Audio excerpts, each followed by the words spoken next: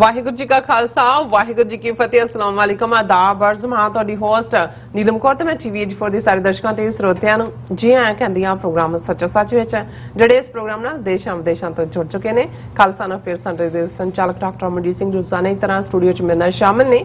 ਉਹਨਾਂ ਨਾਲ ਗੱਲਬਾਤ ਕਰਕੇ ਆਏ ਦੇ ਆ ਇਸ਼ੂਜ਼ ਉੱਪਰ ਉਹਨਾਂ ਤੋਂ ਉਹਨਾਂ ਦਾ ਤਜ਼ੀਆ ਜਾਣਦੇ ਆ। ਜੀ ਡਾਕਟਰ ਸਾਹਿਬ ਵਾਹਿਗੁਰੂ ਜੀ ਕਾ ਖਾਲਸਾ ਵਾਹਿਗੁਰੂ ਜੀ ਕੀ ਫਤਿਹ।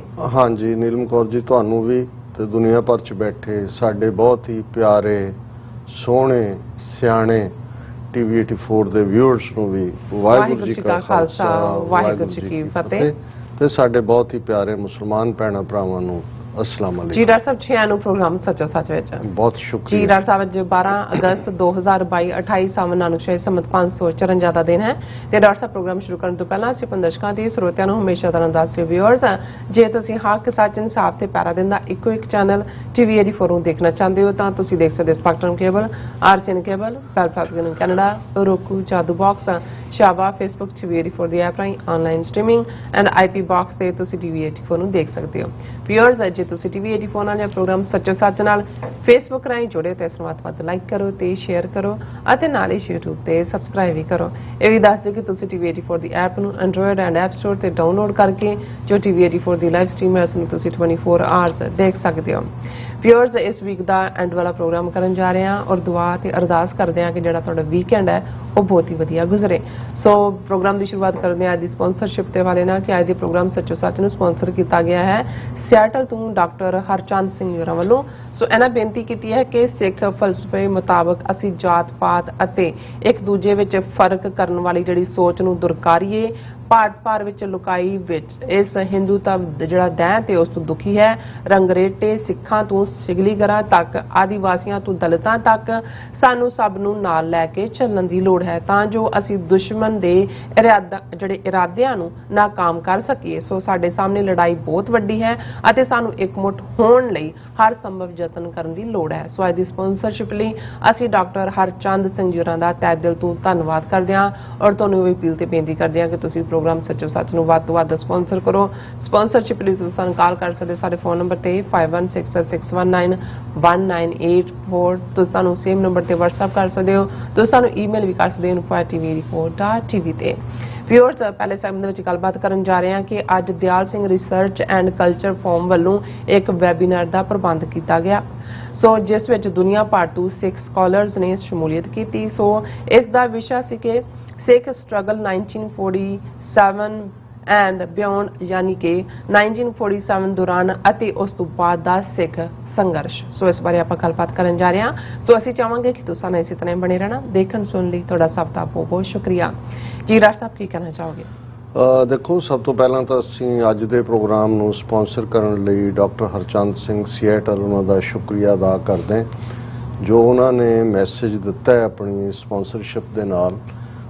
ਇਹ ਉਹਨਾਂ ਦੀ ਬੜੀ ਡੂੰਘੀ ਕਨਵਿਕਸ਼ਨ ਹੈ ਔਰ ਮੈਂ ਵੀ ਪਹਿਲੇ ਦਿਨ ਤੋਂ ਇਸ ਗੱਲ ਦੇ ਉੱਤੇ ਮੇਰੀ ਅਮਨ ਹੈ ਕਿ ਸਿੱਖ ਧਰਮ ਗੁਰੂ ਨਾਨਕ ਸਾਹਿਬ ਨੇ ਜਦੋਂ ਬੁਲੰਦ ਆਵਾਜ਼ ਦੇ ਵਿੱਚ ਫਰਮਾਇਆ ਨੀਚਾਂ ਅੰਦਰ ਨੀਚ ਜਾਤ ਨੀਚੀ ਹੂੰ ਅਤ ਨੀਚ ਨਾਨਕ ਤਿਨ ਕੇ ਸੰਗ ਸਾਥ ਵੱਡਿਆਂ ਸਿਉ ਕਿਆ ਰੀਸ ਜਿੱਥੇ ਨੀਚ ਸਮਾਲੀਆਂ ਤਿੱਥੇ ਨਦਰ ਤੇਰੀ ਬਖਸ਼ੀਸ਼। ਇਹ ਉਸ ਧਰਤੀ ਦੇ ਉੱਤੇ ਬਹੁਤ ਬੁਲੰਦ ਆਵਾਜ਼ ਵਿੱਚ ਔਰ ਜੇ ਇਹ ਕਹਿਣਾ ਹੋਏ ਅਲਾਮਾ ਇਕਬਾਲ ਦੇ ਲਫ਼ਜ਼ਾਂ ਵਿੱਚ ਜਦੋਂ ਉਹਨਾਂ ਨੇ ਨਾਨਕ ਨਜ਼ਮ ਬਾਂਗੇ ਦਰਾ ਦੇ ਵਿੱਚ ਲਿਖੀ ਤੇ ਉਹਨਾਂ ਨੇ ਬੁੱਧ ਦੀ ਗੱਲ ਕਰਨ ਤੋਂ ਬਾਅਦ ਫਿਰ ਲਗਭਗ ਬੁੱਧ ਦੇ ਔਰ ਗੁਰੂ ਨਾਨਕ ਸਾਹਿਬ ਦੇ ਵਿਚਾਲੇ ਲਗਭਗ ਅਸੀਂ 2000 ਸਾਲ ਦਾ ਵਕਤ ਦੇਖਦੇ ਤੇ ਫਿਰ ਉਹਨਾਂ ਨੇ ਇੱਕਦਮ ਜਦੋਂ ਉਹਨਾਂ ਨੇ ਬੁੱਧ ਦੀ ਗੱਲ ਕੀਤੀ ਕਿ ਭਾਈ ਉਸਨੇ आशकार उसने किया जो जिंदगी का राज था हिंद को लेकिन ख्याली फलसफा पे नाज था शमाए हक से जो मुनव्वर हो ये वो महफिल न थी बारिश रहमत हुई लेकिन ज़मी काबिल न थी। क्योंकि बुद्ध ने भी क्लासलैस सोसाइटी ब्राह्मण तो छुटकारा जात पात खत्म करने की गल की पर फिर विचाले इन्ना वक्त गुजरिया और ब्राह्मण ने खास तौर पर शंकरा के जमाने तक पहुँचते हैं शास्त्र और शस्त्र दोनों का इस्तेमाल करके बुद्ध धर्म का सफाया कर दिता है ਔਰ ਅਲਾਮਾ ਇਕਬਾਲ ਇੱਕਦਮ ਲਗਭਗ ਉਹ 2000 ਸਾਲ ਦੇ ਸਫ਼ਰ ਤੋਂ ਬਾਅਦ ਕਹਿੰਦੇ ਨੇ ਕਿ ਬੁੱਤ ਕਦਾ ਫਿਰ ਬਾਦ ਮੁੱਦਤ ਕੇ ਮਗਰ ਰੋਸ਼ਨ ਹੁਆ ਨੂਰੇ ਇਬਰਾਹਿਮ ਸੇ ਆਜ਼ਰ ਕਾ ਘਰ ਰੋਸ਼ਨ ਹੁਆ। ਲੇਕਿਨ ਗੱਲ ਡਾਊਨ ਟ੍ਰੋਡਨ ਨੂੰ ਐਮਪਾਵਰ ਕਰਨ ਦੀ ਜਦੋਂ ਅਲਾਮਾ ਇਕਬਾਲ ਕਹਿੰਦੇ ਨੇ ਕਿ ਆਹ शूदर के लिए हिंदुस्तान गम खाना है, दर्द इंसानी से इस बस्ती का दिल बेगाना है, फिर उठी आखिर सदा तौहीद की पंजाब से, हिंद को एक मर्द कामिल ने जगाया ख्वाब से। हुण जिथे ब्राह्मण ने उस धरती नू गम खाना बना दिता है शूदर दे लई, उत्थे गुरु नानक साहब बुलंद आवाज विच फरमांदे ने कि नानक तिन कै संग साथ वड्डियां सियों क्या रीस। जे असीं गुरु नानक साहब तो 10वें पातशाह गुरु गोबिंद सिंह साहब तक 1469 च गुरु नानक साहब प्रकाशमान हुंदे ने, 1699 दे विच खालसा पंथ दी साजना हुंदी है, ते ये सारा सफ़र ही जिन्हां दे नूं दुरकारिया होया सी, जिन्हां नूं समाज ने जिन्हां दे विच दलित जां ਜਿਹੜੇ ਅੱਜ ਉਹਨਾਂ ਲਈ ਅੱਡ-ਅੱਡ ਲਫ਼ਜ਼ ਆਦੀਵਾਸੀ ਪਛੜੀਆਂ ਸ਼੍ਰੇਣੀਆਂ ਕਈ ਕਨਸਟੀਟਿਊਸ਼ਨ ਵਰਡ ਇਸਤੇਮਾਲ ਕੀਤੇ ਜਾਂਦੇ ਨੇ, ਔਰ ਇਹਦੇ ਨਾਲ ਔਰਤ ਦੇ ਹਕੂਕਾਂ ਦੀ ਗੱਲ ਇਹ ਵੀ ਜਦੋਂ ਗੁਰੂ ਨਾਨਕ ਸਾਹਿਬ ਨੇ ਇਹ ਫਰਮਾਇਆ ਸੋ ਕਿਉਂ ਮੰਦਾ ਆਖੀਏ ਜਿਤ ਜੰਮੇ ਰਾਜਾਨ, ਔਰ 1469 ਤੋਂ 1699 ਤੱਕ 230 ਵਰਿਆਂ ਦੇ ਸਫ਼ਰ ਤੋਂ ਬਾਅਦ ਜਿਹੜਾ ਰੈਵੋਲੂਸ਼ਨ ਉਸ ਧਰਤੀ ਦੇ ਉੱਤੇ ਆਂਦਾ 10ਵੇਂ ਪਾਤਸ਼ਾਹ ਖਾਲਸਾ ਪੰਥ ਦੀ ਸਾਜਨਾ ਨਾਲ एक पासे नाल खलोण दी गल गुरु नानक साहब ने कीती सी, नानक तिन कै संग साथ, ते इत्थे 10वें पातशाह फरमांदे ने इन गरीब सिखन को देऊं पातशाही, ये याद रखें हमरी गुरियाई, जिनकी जात वर्ण कुल माहें, सरदारी ना भई कदाहें, तिन ही को सरदार बनाऊं तबे गोबिंद सिंह नाम कहूं। और विमेन एम्पावरमेंट की जे गल करिए ते कौर गुरु दे शहजादे शहजादियां और किरपान वैपन, और किथे एक अबला दा कांसैप्ट, किथे औरत दे हकूक मनु समृति ने शूदर और औरत इक्को क्लास दे विच रखे हुए ने, इक्को श्रेणी च रखे हुए ने। इत्थे गुरु कीआं शहजादियां पंज ककारी रूप दे विच अपना जिहड़ा रब वल्लों दिता होया रोल है, जिस नूं गुरु नानक साहब ने फरमाया सी कि जे औरत का कोई दर्जा है तो वो नैक्सट टू गॉड एलमाइटी है। इससे ही जदों असीं सो क्यों मंदा आखीए जित जम्मे राजान वाला असीं पढ़ते हैं, तो जदों गुरु साहब ने फरमाया कि नानक भंडै बाहरा एको सच्चा सोई, कि हर चीज़ औरत दे नाल जननी है। औरत जे सिर्फ कोई औरत की कुख च नहीं आया तो वह रब है। इत्थे उही एम्पावरमेंट है कि भाई हुण सिंह और सिंघणी दे विच वो तफरका मिट जाता है, एम्पावरमेंट होंदी है।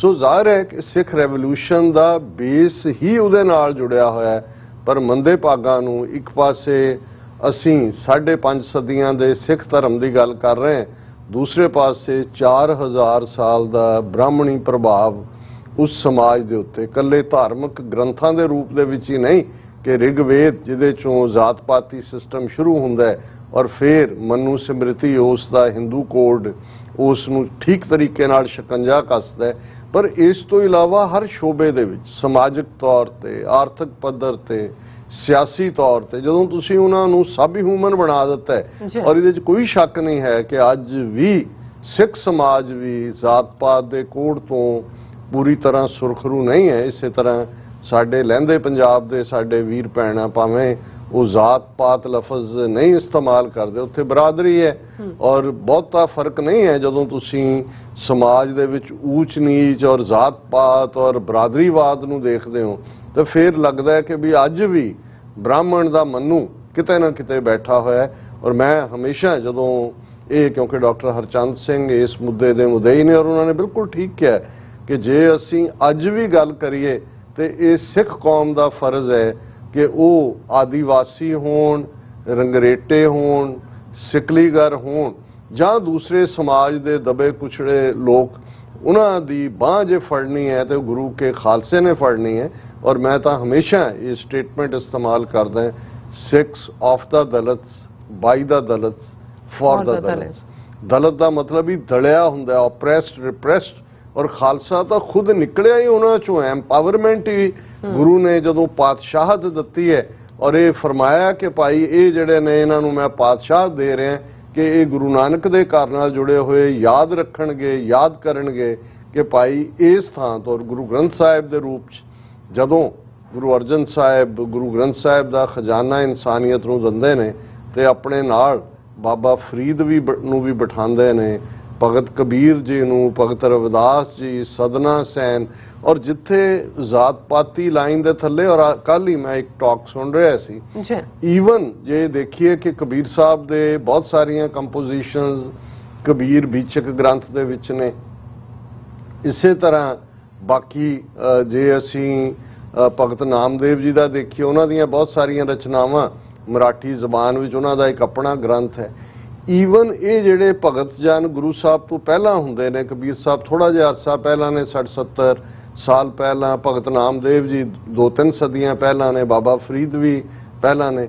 ਹੁਣ ਐਸਾ ਵੀ ਨਹੀਂ ਹੈ ਕਿ ਕਬੀਰ ਪੰਥੀਆਂ ਜਾਂ ਭਗਤ ਰਵਿਦਾਸ ਜੀ ਦੇ ਫਾਲੋਅਰਸ ਜਾਂ ਭਗਤ ਨਾਮਦੇਵ ਜੀ ਨੇ ਉਹਨਾਂ ਨੇ ਇੱਕ ਥਾਂ ਦੇ ਉੱਤੇ ਕਿਸੇ ਚੀਜ਼ ਨੂੰ ਇਕੱਠਾ ਕੀਤਾ ਹੋਇਆ। ਪਰ ਇਹ ਜਦੋਂ ਗੁਰੂ ਅਰਜਨ ਸਾਹਿਬ ਨੇ ਇਹਨਾਂ ਸਭ ਨੂੰ ਆਪਣੇ ਨਾਲ ਬਿਠਾਇਆ, ਜਦੋਂ ਸਿੱਖ ਦਾ ਸਿਰ ਗੁਰੂ ਗ੍ਰੰਥ ਸਾਹਿਬ ਅੱਗੇ ਝੁਕਦਾ ਤੇ ਅਸੀਂ ਉਸ ਰੱਬੀ ਕਲਾਮ ਅੱਗੇ ਵੀ ਝੁਕਦੇ ਹਾਂ ਤੇ ਅਸੀਂ ਉਸ ਦੇ ਨਾਲ ਨਾਲ ਇਨਸਾਨੀ ਬਰਾਬਰੀ ਦੀ ਗੱਲ ਵੀ ਜਿਹੜੀ ਹੈ ਰੂਹਾਨੀਅਤ ਦੀ ਦੁਨੀਆ 'ਚ ਵੀ। ਔਰ ਜਦੋਂ ਪੰਜ ਕਕਾਰੀ ਰੂਪ 'ਚ ਖੰਡੇ ਬਾਟੇ ਦਾ ਅੰਮ੍ਰਿਤ ਜਿਹੜਾ ਜਿਸ ਨੂੰ ਗੁਰੂ ਕਲਗੀਧਰ ਪਾਤਸ਼ਾਹ ਨੇ ਅੰਮ੍ਰਿਤ ਦੀ ਦਾਤ ਬਖਸ਼ ਕੇ ਫਰਮਾਇਆ ਸੀ ਕਿ ਅੱਜ ਤੋਂ ਤੁਹਾਡੀ ਕੁਲ ਨਾਸ, ਕਰਮ ਨਾਸ, ਕਿਰਤ ਨਾਸ, ਵਰਣ ਨਾਸ, ਭਰਮ ਨਾਸ, ਤੁਸੀਂ ਖਾਲਸਾ ਹੋ। ਪਿਤਾ ਗੁਰੂ ਗੋਬਿੰਦ ਸਿੰਘ, ਮਾਤਾ ਸਾਹਿਬ ਕੌਰ, ਵਾਸੀ ਅਨੰਦਪੁਰ ਦੇ। ਸੋ ਇੰਨਾ ਸਟਰੋਂਗ ਜਿਹੜਾ ਖਾਲਸਾ ਬ੍ਰਦਰਹੁੱਡ ਦਾ ਕਾਨਸੈਪਟ ਹੈ, ਇਹ ਸਾਡੀ ਬਦਕਿਸਮਤੀ ਹੈ। ਔਰ ਮੈਂ ਸਮਝਦਾ ਵੀ ਅਸੀਂ ਗੁਰੂ ਨੂੰ ਵੀ ਜਵਾਬ ਦੇ ਜੇ ਸਾਡੇ ਅੰਦਰੋਂ ਬ੍ਰਾਹਮਣ ਨਹੀਂ ਨਿਕਲਦਾ, ਜਾਂ ਅੱਜ ਵੀ ਅਸੀਂ ਜ਼ਾਤ ਪਾਤੀ ਤਫਰਕਾ ਜਾਂ ਈਵਨ ਗੁਰਦੁਆਰੇ ਵੀ ਜ਼ਾਤ ਪਾਤਾਂ ਦੇ ਨਾਂ ਥੱਲੇ ਬਣਨੇ, ਇਹ ਗੁਰੂ ਨੂੰ ਕਬੂਲ ਨਹੀਂ ਹੈ। ਸੋ ਅਸੀਂ ਡਾਕਟਰ ਹਰਚੰਦ ਸਿੰਘ ਜੀ ਦਾ ਬਹੁਤ ਬਹੁਤ ਸ਼ੁਕਰੀਆ ਅਦਾ ਕਰਦੇ ਹਾਂ। ਔਰ ਅਸੀਂ ਸਮਝਦੇ ਹਾਂ ਕਿ ਜੋ ਉਹਨਾਂ ਦੇ ਮਨ ਦੇ ਵਿੱਚ ਜਾਂ ਜਿਸ ਖਾਸ ਮੁੱਦੇ ਦੇ ਉੱਤੇ ਉਹਨਾਂ ਦਾ ਫੋਕਸ ਹੈ, ਅਸੀਂ ਕਦੇ ਵੀ ਉਸ ਤੋਂ ਲਾਂਭੇ ਨਹੀਂ ਹੈ। ਰਾਦਰ ਅਸੀਂ ਵੀ ਇਸ ਇਸ਼ੂ ਦੇ ਸਟਰੋਂਗਲੀ ਜਿਹੜਾ ਹੈ ਉਹ ਝੰਡਾ ਬਰਦਾਰ ਹੈ। ਅੱਜ ਕੱਲ ਕਿਉਂਕਿ ਜਿਵੇਂ ਜੇ ਜੂਨ ਦਾ ਮਹੀਨਾ ਸ਼ੁਰੂ ਹੁੰਦਾ ਹੈ ਤੇ ਘੱਲੂ ਘਾਰੇ ਦੇ ਉਸ ਦੁਖਾਂਤ ਨਾਲ ਜੁੜੀਆਂ ਯਾਦਾਂ ਹੁੰਦੀਆਂ ਨੇ। ਨਵੰਬਰ ਦੇ ਵਿੱਚ ਦਿੱਲੀ ਤੋਂ ਲੈ ਕੇ ਭਾਰਤ ਦਾ ਹਰ ਖੂੰਜਾ ਤੁਹਾਡੇ ਮਨ ਦੀਆਂ ਯਾਦਾਂ 'ਚ ਆਉਂਦਾ ਹੈ। ਤੇ ਜਦੋਂ ਅਗਸਤ ਦਾ ਮਹੀਨਾ ਆਉਂਦਾ ਹੈ ਔਰ ਖਾਸ ਤੌਰ ਤੇ ਜਦੋਂ ਜਿਹੜਾ ਦੁਸ਼ਮਣ ਹੈ ਉਹ ਤੁਹਾਡੇ ਜ਼ਖਮਾਂ ਤੇ ਲੂਣ ਛਿੜਕਣ ਦੇ ਲਈ ਜਿੱਥੋਂ ਤੁਹਾਡੇ ਗੁਲਾਮੀ ਦੇ ਸਫ਼ਰ ਦਾ ਆਗਾਜ਼ ਹੁੰਦਾ ਹੈ, ਉਸ ਨੂੰ ਆਜ਼ਾਦੀ ਕਾ ਅੰਮ੍ਰਿਤ ਮਹਾ ਉਤਸਵ ਔਰ ਉਹਦੀ 75 ਸਾਲਾ ਸਾਲਗਿਰਾਹ ਦੇ ਨਾਂ ਥੱਲੇ ਜਿਹਦੇ ਚੋਂ ਸਾਡੀ ਮੌਤ ਨਿਕਲਦੀ ਹੈ, ਉਹਨੂੰ ਅੰਮ੍ਰਿਤ ਦੇ ਨਾਲ ਤਸ਼ਬੀਹ ਦਿੰਦੇ ਨੇ। ਔਰ ਇਹੀ ਨਹੀਂ, ਉਹ ਤੁਹਾਨੂੰ ਜਿਨ੍ਹਾਂ ਨੂੰ ਕੁਚਲ ਰਹੇ ਨੇ, ਜਿਨ੍ਹਾਂ ਦੇ ਉੱਤੇ ਧੱਕਾ ਕਰ ਰਹੇ ਨੇ, ਜਿਨ੍ਹਾਂ ਦੇ ਉੱਤੇ ਜ਼ੁਲਮ ਕਰ ਰਹੇ ਨੇ, ਉਹਨਾਂ ਨੂੰ ਉਹ ਕਹਿੰਦੇ ਨੇ ਇਹ ਉਵੇਂ ਹੀ ਹੈ ਜਿਵੇਂ ਜੇ ਨਾਜ਼ੀਆਂ ਬਾਰੇ ਅਸੀਂ ਇਹ ਕਹਿੰਦੇ ਹਾਂ ਕਿ ਜੀ ਨਾਜ਼ੀਆਂ ਨੇ ਹੁਕਮ ਕੱਢਿਆ ਕਿ ਯਹੂਦੀ ਆਪਣੇ ਯੈਲੋ ਪੈਚ ਲਾਉਣ, ਆਪਣੇ ਯਹੂਦੀਆਂ ਦੇ ਨਿਸ਼ਾਨ ਲਾਉਣ, ਆਪਣੇ ਆਪ ਨੂੰ ਐਲਾਨਣ। ਉਹਦਾ ਮਤਲਬ ਯਹੂਦੀ ਤਾਂ ਹੈ ਹੀ ਸਨ, ਉਹਨਾਂ ਦੀ ਆਲਰੇਡੀ ਪਛਾਣ ਜਾਂ ਦੂਜੀ ਉਹਨਾਂ ਕੋਲ ਸੀ, ਲੇਕਿਨ ਇਹ ਉਹਨਾਂ ਨੂੰ ਬਾਰ-ਬਾਰ ਬਾਕੀਆਂ ਸਾਹਮਣੇ ਹਿਊਮਿਲੇਟ ਕਰਨ ਦੀ ਲਾਈਨ ਵੀ ਸੀ। ਮੈਂ ਇਹਨਾਂ ਦੇ ਤਿਰੰਗਾ ਕੈਂਪੇਨ ਨੂੰ ਜਿਹੜਾ ਘਰ-ਘਰ ਤਿਰੰਗਾ ਦੇ ਨਾਂ ਥੱਲੇ ਇਹਨਾਂ ਨੇ ਇਸ ਗੱਲ ਨੂੰ ਕਿ ਜੀ ਖਿੱਚੋ, ਸੈਲਫੀਆਂ ਖਿੱਚੋ, ਨਾਲ ਫੋਟੋਆਂ ਭੇਜੋ ਹੈੱਡਕੁਆਰਟਰ ਤੇ। Official order health department, education department ਔਰ ਹਰ ਮਹਿਕਮਾ, ਡਿਪਟੀ ਕਮਿਸ਼ਨਰ ਬੈਠੇ ਹੋਏ ਨੇ ਤਿਰੰਗੇ ਵੇਚਣ ਦੇ ਲਈ। ਅਫਸਰਾਂ ਨੂੰ ਕਹਿ ਰਹੇ ਨੇ, ਲੱਖਾਂ ਦੀ ਇਹ ਤਨਖਾਹ ਲੈਣ ਵਾਲਿਆਂ ਨੂੰ ਕਿ ਵੇਚੋ ਔਰ ਇਸ ਗੱਲ ਨੂੰ ਯਕੀਨੀ ਬਣਾਓ। ਔਰ ਉੱਤਰਾਖੰਡ ਦਾ ਜਿਹੜਾ ਇੱਕ ਮਿਨਿਸਟਰ ਹੈ ਉਹ ਕਹਿ ਰਿਹਾ ਕਿ ਅਸੀਂ ਉਹਨਾਂ ਘਰਾਂ ਦੀਆਂ ਵੀ ਤਸਵੀਰਾਂ ਲਵਾਂਗੇ ਜਿੱਥੇ ਨਹੀਂ ਲੱਗਾ ਤਿਰੰਗਾ ਔਰ ਅਸੀਂ ਉਹਨਾਂ ਨੂੰ ਦੱਸਾਂਗੇ ਕਿ ਕੀ ਦੇਸ਼ ਦੁਸ਼ਮਣ। ਹੁਣ ਕਿਉਂਕਿ ਇਸ ਵਾਰ ਦੁਸ਼ਮਣ ਦੀ ਇਹ ਮੁਹਿੰਮ ਜਿਹੜੀ ਆ ਆਲਮੋਸਟ ਅਸੀਂ ਅਗਸਤ ਦੀ ਬਿਗਨਿੰਗ ਦੇ ਵਿੱਚ ਹੀ ਦੇਖਿਆ ਉਹਦੀ ਸ਼ੁਰੂਆਤ ਹੋਈ, ਇਸ ਲਈ ਗਲੋਬਲੀ ਸਿੱਖਾਂ ਨੇ ਵੀ ਇਹਨੂੰ ਉਸੇ ਸਪਿਰਿਟ ਦੇ ਵਿੱਚ ਹੀ ਕਬੂਲਿਆ ਜੋ ਕਿ ਦੁਸ਼ਮਣ ਜਿਸ ਅੰਦਾਜ਼ ਦੇ ਵਿੱਚ ਸਾਨੂੰ ਢਾਹ ਕੇ ਜਿਹੜਾ ਉਹ ਅਗੇੜ ਕੇ ਸਾਡੇ ਅੰਦਰ ਜਿਹੜਾ ਇਹ ਤਿਰੰਗਾ ਵਾੜਨਾ ਚਾਹੁੰਦਾ ਸੀ। ਔਰ ਸਿੱਖਾਂ ਨੇ, ਸਿੱਖ ਜਥੇਬੰਦੀਆਂ ਨੇ, ਪੰਜਾਬ ਬੇਸਡ ਵੀ, ਦਲ ਖਾਲਸਾ, ਸ਼੍ਰੋਮਣੀ ਅਕਾਲੀ ਦਲ ਅੰਮ੍ਰਿਤਸਰ, ਜਿਹੜੀਆਂ ਮੁੱਢਲੀਆਂ ਵਿਦਨ ਦਾ ਸਿਸਟਮ ਉੱਥੇ ਕੰਮ ਕਰਦੀਆਂ ਨੇ, ਔਰ ਗਲੋਬਲੀ ਫਿਰ ਇੱਕ ਪੂਰੀ ਮੁਹਿੰਮ ਬਣ ਗਈ ਜਿਹਦੇ 'ਚ ਸੀ ਕਿ ਘਰ ਘਰ ਨਿਸ਼ਾਨ ਸਾਹਿਬ, ਕਿ ਭਾਈ ਹਰ ਥਾਂ ਗੁਰਦੁਆਰਿਆਂ 'ਚ ਤਾਂ ਸਾਡੇ ਝੂਲਦੇ ਹੀ ਨੇ। ਦੁਨੀਆ ਜਿੱਥੋਂ ਸੂਰਜ ਚੜ੍ਹਦਾ ਹੈ, ਈਸਟ ਦੇ ਵਿੱਚ ਨਿਊਜ਼ੀਲੈਂਡ ਔਰ ਜਾਪਾਨ ਟੋਕੀਓ ਦੀ ਧਰਤੀ ਤੇ ਉੱਥੇ ਵੀ ਨਿਸ਼ਾਨ ਸਾਹਿਬ ਝੂਲਦਾ ਹੈ। ਜਿੱਥੇ ਸੂਰਜ ਅਸਤ ਹੁੰਦਾ ਇਸ ਪਲੈਨਟ ਦਾ, ਵੈਨਕੂਵਰ ਵੈਸਟਰਨ ਕੈਲੀਫੋਰਨੀਆ, ਵੈਸਟਰਨ ਜਿਹੜਾ ਅਮਰੀਕਾ ਔਰ ਜ਼ਾਹਰ ਹੈ ਸਰੀ ਵੈਨਕੂਵਰ, ਉੱਥੇ ਵੀ ਸਾਡੇ ਨਿਸ਼ਾਨ ਝੂਲਦੇ ਨੇ। ਪਰ ਇਹਦੇ ਜਵਾਬ 'ਚ ਇਹ ਮੈਟਰ ਨਹੀਂ, ਜਿਵੇਂ ਮੈਂ ਕਿਹਾ ਸੀ ਕਿ ਝੰਡਾ ਮਸਟਰਡ ਰੰਗ ਦਾ ਹੈ ਕਿ ਔਰੰਜ ਰੰਗ ਦਾ ਹੈ ਕਿ ਕੇਸਰ ਵਰਗਾ ਹੈ ਕਿ ਨੀਲਾ ਹੈ, ਇਹ ਮੈਟਰ ਇਹ ਹਮੇਸ਼ਾ ਥੋੜਾ ਬਹੁਤ ਜਿਹੜਾ ਉਹ ਕੌਮਾਂ ਡਿਸਾਈਡ ਕਰਦੀਆਂ ਨੇ। ਨਿਸ਼ਾਨ ਸਾਹਿਬ ਤਾਂ ਸਾਡਾ ਨਿਸ਼ਾਨ ਸਾਹਿਬ ਹੀ ਹੈ, ਉਹ ਤਾਂ ਗੁਰਦੁਆਰਾ ਉਹ ਤਾਂ ਝੂਲਦਾ ਹੀ ਰਹੇਗਾ ਹਮੇਸ਼ਾ। ਲੇਕਿਨ ਇਹ ਮੈਸੇਜ ਕਿ ਭਾਈ ਘਰ ਘਰ ਖਾਲਸਾ ਹੀ ਝੰਡਾ ਹੋਏ, ਇਸ ਮੁਹਿੰਮ ਨੂੰ ਕਾਫੀ ਜੋਸ਼ ਔਰ ਉਤਸ਼ਾਹ ਦੇ ਨਾਲ ਹਰ ਥਾਂ ਤੇ ਪੰਥਕ ਐਕਟਿਵਿਸਟ ਨੇ ਲੀਡ ਕੀਤਾ, ਔਰ ਉਹਦੇ ਅਸੀਂ ਨਤੀਜੇ ਵੀ ਦੇਖ ਰਹੇ ਹਾਂ। ਭਾਰਤ 'ਚੋਂ ਖਬਰਾਂ ਵੀ ਨੇ ਕਿ ਭਾਈ 20-20 ਰੁਪਏ ਦਾ ਤਿਰੰਗਾ ਵੇਚ ਰਹੇ ਨੇ, ਬੀਜੇਪੀ ਦਾ ਸਰਕਾਰੀ ਦਫ਼ਤਰ ਵੇਚ ਰਿਹਾ ਹੈ, ਰਾਸ਼ਨ ਕਾਰਡਾਂ ਦੇ ਉੱਤੇ ਵੇਚ ਰਹੇ ਨੇ, ਦੂਜਿਆਂ ਤੇ ਵੇਚ ਰਹੇ ਨੇ, ਔਰ ਲੋਕਾਂ ਨੂੰ ਕਹਿ ਰਹੇ ਨੇ ਕਿ ਜੀ ਜੇ ਤੁਸੀਂ ਨਾ ਲਿਆ ਤੇ ਤੁਹਾਨੂੰ ਜਿਹੜਾ ਸਬਸਿਡੀ ਪ੍ਰੋਗਰਾਮ ਹੈ ਉਸ ਤੋਂ ਅਸੀਂ ਬਾਹਰ ਕਰ ਦਿਆਂਗੇ। ਔਰ ਇਸੇ ਤਰ੍ਹਾਂ ਹੋਰ ਬਹੁਤ ਸਾਰੀਆਂ ਐਕਟੀਵਿਟੀਜ਼ ਰਾਉਂਡ ਦਾ ਗਲੋਬ ਜਿਹੜਾ ਹੈ ਉਹ ਜਿੱਥੇ ਸਿੱਖ ਕੌਮ ਦੀ ਜਾਗ੍ਰਿਤੀ ਦਾ ਪ੍ਰਤੀਕ ਨੇ, ਉੱਥੇ ਇਹ ਵੀ ਦੱਸ ਰਹੀਆਂ ਨੇ ਔਰ ਇੰਡੀਅਨ ਸਿਸਟਮ ਨੂੰ ਕਿ ਹੁਣ ਤੁਹਾਡਾ ਵਾਹ ਜਿਹੜਾ ਹੈ ਉਸ ਕੌਮ ਨਾਲ ਪਿਆ ਜਿਹੜੀ 18ਵੀਂ ਸਦੀ ਜਿਹੜੀ ਜੂਝਦੀ ਰਹੀ, ਜਿਹੜੀ ਜਿਸ ਨੂੰ ਗੁਰੂ ਤੇਗ ਬਹਾਦਰ ਸਾਹਿਬ ਨੇ ਜਿਹੜਾ ਜਿਸ ਨੂੰ ਤੁਸੀਂ ਇਹ ਕਹੋ ਕਿ ਭਾਈ ਸਿੱਲ ਦੇ ਵਿੱਚ ਉੱਕਰ ਕੇ ਦੇ ਦਿੱਤਾ ਹੈ ਜੀ, ਕਾਰਵਡ ਇਨ ਸਟੋਨ ਕਿ ਸਿਰ ਦੀਜੈ ਕਾਨ ਨਾ ਇਹ ਗੁਰੂ ਨਾਨਕ ਸਾਹਿਬ ਦਾ ਫਰਮਾਨ ਹੈ।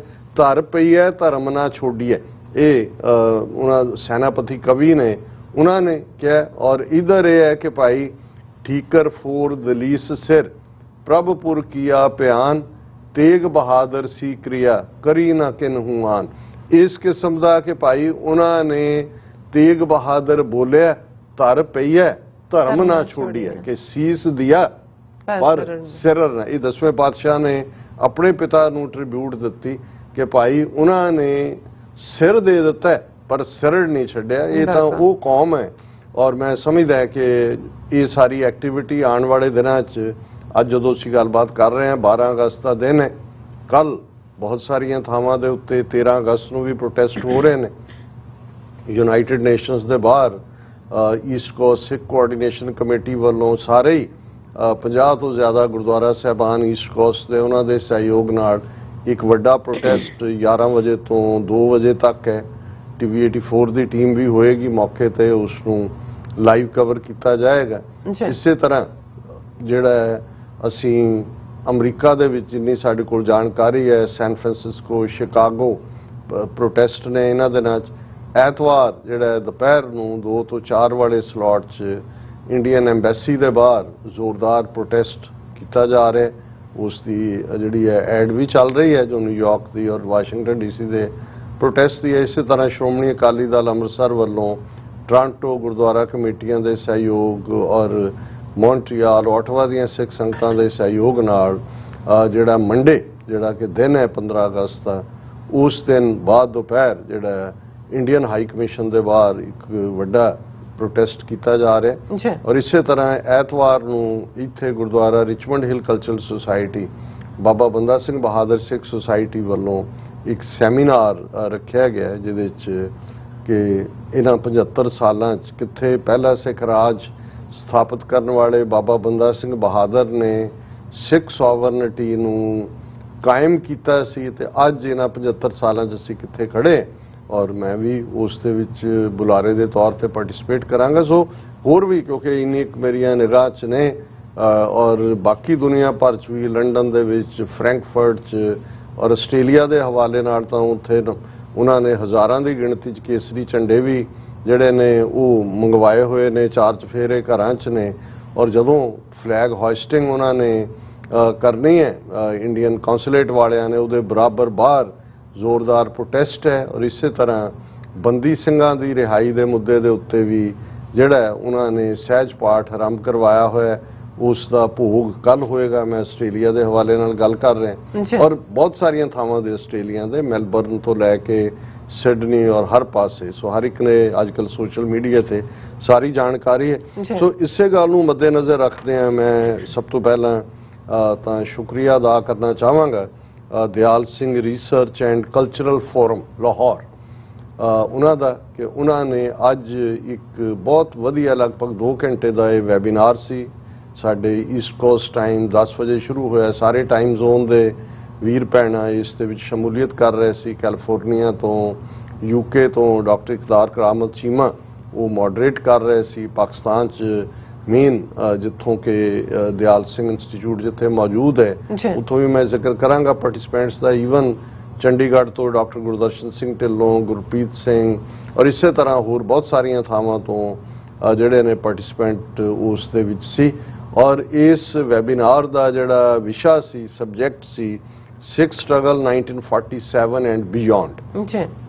ਔਰ ਇਹ ਜ਼ਾਹਰ ਹੈ ਕਿ ਇੱਕ ਇੰਟੈਲੈਕਚੁਅਲ ਗੁਫ਼ਤਗੂ ਸੀ ਸਾਰੇ ਹੀ, ਕਿਉਂਕਿ ਜਿਹੜੇ ਇਹਦੇ 'ਚ ਪਾਰਟਿਸਪੈਂਟ ਸੀ ਔਰ ਸਪੀਕਰਸ ਖਾਸ ਤੌਰ ਤੇ ਉਹ ਆਪਣੇ ਆਪਣੇ ਵਿਸ਼ੇ ਦੇ ਉੱਤੇ ਉਹਨਾਂ ਨੇ ਗੱਲ ਕਰਨੀ ਸੀ। ਇੱਕ ਜਿਹੜਾ ਇਹ ਸਾਰੇ ਚੋਂ ਇੱਕ ਬੜੀ ਇੱਕ ਲਰਨਿੰਗ ਪ੍ਰੋਸੈਸ ਸੀ। ਹਾਲਾਂਕਿ ਮੈਨੂੰ ਇਹ ਉਹਨਾਂ ਨੇ ਮਾਣ ਦਿੱਤਾ ਕਿ ਮੈਂ ਓਪਨਿੰਗ ਸਪੀਕਰ ਸੀ ਔਰ ਆਪਣੀ ਲਗਭਗ 15 ਮਿੰਟ ਦੀ ਗੁਫ਼ਤਗੂ 'ਚ ਮੈਂ ਉਹਨਾਂ ਸਾਰੇ ਹਾਲਾਤਾਂ ਨੂੰ ਕਿ ਜਿਵੇਂ ਸਿੱਖ ਰਾਜ ਆਉਣ ਤੋਂ ਬਾਅਦ 98 ਸਾਲ ਦੇ ਬ੍ਰਿਟਿਸ਼ ਪੀਰੀਅਡ 'ਚ ਸਿੱਖਾਂ ਦੀ ਕੰਟਰੀਬਿਊਸ਼ਨ, ਪਰ ਵਰਸਟ ਪਾਰਟ ਕਿ ਜਦੋਂ ਗੁਰਦੁਆਰਾ ਰਿਫਾਰਮ ਮੂਵਮੈਂਟ ਦੀ ਵਿਕਟਰੀ ਹੁੰਦੀ ਹੈ, ਸਿੱਖ ਇੱਕ ਐਂਟੀਟੀ ਦੇ ਤੌਰ ਤੇ ਰੀਅਸਰਟ ਕਰਦੇ ਨੇ, ਪਰ ਉਦੋਂ ਆਪਣੇ ਭਵਿੱਖ ਨੂੰ ਸਿਰਜਣ ਵੱਲ ਜਾਣ ਦੀ ਥਾਂ ਤੇ ਸਿੱਖ ਕਾਂਗਰਸ ਦਾ, ਗਾਂਧੀ ਨਹਿਰੂ ਦੀ ਧਿਰ ਦਾ, ਜਾਂ ਅੱਜ ਜੇ ਉਹਨਾਂ ਨੂੰ ਕਹਿਣਾ ਹੋਵੇ ਕਿ ਇੰਡੀਅਨ ਨੈਸ਼ਨਲਿਸਟ ਦਾ ਰਾ ਮਟੀਰੀਅਲ ਬਣ ਜਾਂਦੇ ਨੇ। ਕੱਚਾ ਇੰਧਨ। ਖੜਕ ਸਿੰਘ ਕਿਵੇਂ ਇੱਕੋ ਵੇਲੇ ਕਾਂਗਰਸ ਦਾ ਪ੍ਰਧਾਨ ਵੀ ਹੈ, ਪੰਜਾਬ ਕਾਂਗਰਸ ਦਾ ਸ਼੍ਰੋਮਣੀ ਕਮੇਟੀ ਪ੍ਰਧਾਨ ਵੀ ਹੈ, ਫਿਰ ਅਕਾਲੀ ਦਲ ਪ੍ਰਧਾਨ ਵੀ ਹੈ। ਔਰ ਇਹ ਸਾਰਾ ਪਾਰਟ ਚੱਲਦੇ ਚੱਲਦੇ ਅਸੀਂ 1947 ਕਿਉਂਕਿ ਸਟਰਗਲ ਇਸ ਦੇ ਉੱਤੇ ਹੀ ਫੋਕਸ ਸੀ ਕਿ 47 ਪੀਰੀਅਡ 'ਚ ਕੀ ਹੋਇਆ ਕੀ ਨਹੀਂ ਹੋਇਆ, ਔਰ ਪਿਛਲੇ 75 ਸਾਲ ਦਾ ਸਫ਼ਰ ਜਿਹਨੂੰ ਮੈਂ 2 ਹਿੱਸਿਆਂ ਦੇ ਵਿੱਚ 1947 ਤੋਂ 1984 ਤੱਕ 37 ਸਾਲ ਜਿਹੜੇ ਪੀਸਫੁਲ ਤਰੀਕੇ ਨਾਲ ਪੰਜਾਬੀ ਸੂਬਾ ਔਰ ਪੰਜਾਬੀ ਬੋਲਦੇ ਇਲਾਕੇ ਔਰ ਆਪਣੀ ਹੋਂਦ ਕ੍ਰਿਮੀਨਲ ਟ੍ਰਾਈਬ ਜਿਵੇਂ ਸਿੱਖਾਂ ਨੂੰ ਐਲਾਨਿਆ ਗਿਆ 10 ਅਕਤੂਬਰ 1947 ਦੇ ਉਹਨਾਂ ਦੇ ਸਰਕੂਲਰ ਦੇ ਵਿੱਚ ਹੋਮ ਮਿਨਿਸਟਰੀ ਦੇ, ਔਰ ਉੱਥੋਂ ਲੈ ਕੇ ਜੂਨ 84 ਦਾ ਘੱਲੂਘਾਰਾ ਔਰ ਫਿਰ ਇਹਨਾਂ 38 ਸਾਲਾਂ ਦਾ ਸਫ਼ਰ।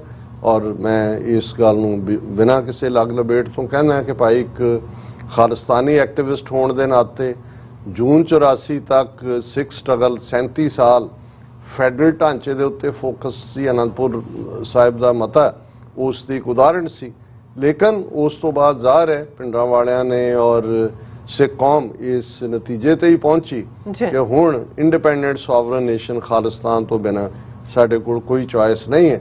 ਔਰ ਇਹਨਾਂ 38 ਸਾਲਾਂ ਦੇ ਵਿੱਚ ਅਸੀਂ ਕਿੱਥੋਂ ਕਿੱਥੇ ਪਹੁੰਚੇ ਹਾਂ। 13 ਮਹੀਨੇ ਦੀ ਕਿਸਾਨ ਮੂਵਮੈਂਟ ਜ਼ਾਹਰ ਹੈ ਸਿੱਖ ਮੂਵਮੈਂਟ ਸੀ ਜਿਹਦੀ ਵਿਕਟਰੀ ਨੇ, ਔਰ ਅੱਜ ਜਿਹੜੀ ਜੀਓ ਪੋਲਿਟਿਕਸ, ਜੀਓ ਸਟ੍ਰੈਟੇਜਿਕ ਜਿਹੜਾ ਜੋ ਚੇਂਜਸ ਉਸ ਖਿੱਤੇ ਦੇ ਵਿੱਚ ਹੋ ਰਹੀਆਂ ਨੇ, ਮੈਂ ਇਹੀ ਹੋਪ ਜਤਾਈ ਕਿ ਉਹ ਦਿਨ ਦੂਰ ਨਹੀਂ ਹੈ। ਇਸ ਵੇਲੇ ਖਾਲਿਸਤਾਨ ਦਰ ਤੇ ਦਸਤਕ ਦੇ ਰਿਹਾ ਔਰ ਇਹ ਵੀ ਜਿੱਥੇ ਅਸੀਂ ਆਪਣੇ ਪਾਕਿਸਤਾਨੀ ਭੈਣਾਂ ਭਰਾਵਾਂ ਦਾ ਔਰ ਆਵਾਮ ਦਾ ਵੀ ਔਰ ਹਕੂਮਤੀ ਅਦਾਰਿਆਂ ਦਾ ਵੀ ਸ਼ੁਕਰੀਆ ਅਦਾ ਕੀਤਾ ਹੈ, ਉੱਥੇ Dyal Singh research and cultural forum ਦਾ ਵੀ ਕਿ ਜਿਹੜੇ ਉਹ ਮਾਹੌਲ ਸਿਰਜ ਰਹੇ ਨੇ। ਔਰ ਉਹਦੇ 'ਚ ਜ਼ਾਹਰ ਹੈ ਕਿ ਇੱਕ ਜਿਹੜਾ ਫਲੱਡ ਗੇਟ ਆਫ ਲਵ ਖੁੱਲ੍ਹਦਾ ਹੈ 9 ਨਵੰਬਰ 2019 ਨੂੰ ਜਦੋਂ ਕਿ ਕਰਤਾਰਪੁਰ ਸਾਹਿਬ ਕੋਰੀਡੋਰ ਖੋਲ੍ਹਿਆ ਜਾਂਦਾ ਹੈ, ਉਸ ਨੇ ਜਿਹੜਾ ਉਹ ਮਾਹੌਲ ਸਿਰਜ ਦਿੱਤਾ ਹੈ ਕਿ ਅਸੀਂ ਇਹ ਆਸ ਹੀ ਕਰਦੇ ਹਾਂ, ਗੁਰੂ ਅੱਗੇ ਅਰਦਾਸ ਵੀ ਹੈ ਕਿ ਖਾਲਿਸਤਾਨ ਭਵਿੱਖ ਦਾ ਦਰਿਆਏ ਜਮਨਾ ਤੋਂ ਵਾਘਾ ਤੱਕ ਜਿਹਦੇ ਪਾਕਿਸਤਾਨ ਦੇ ਨਾਲ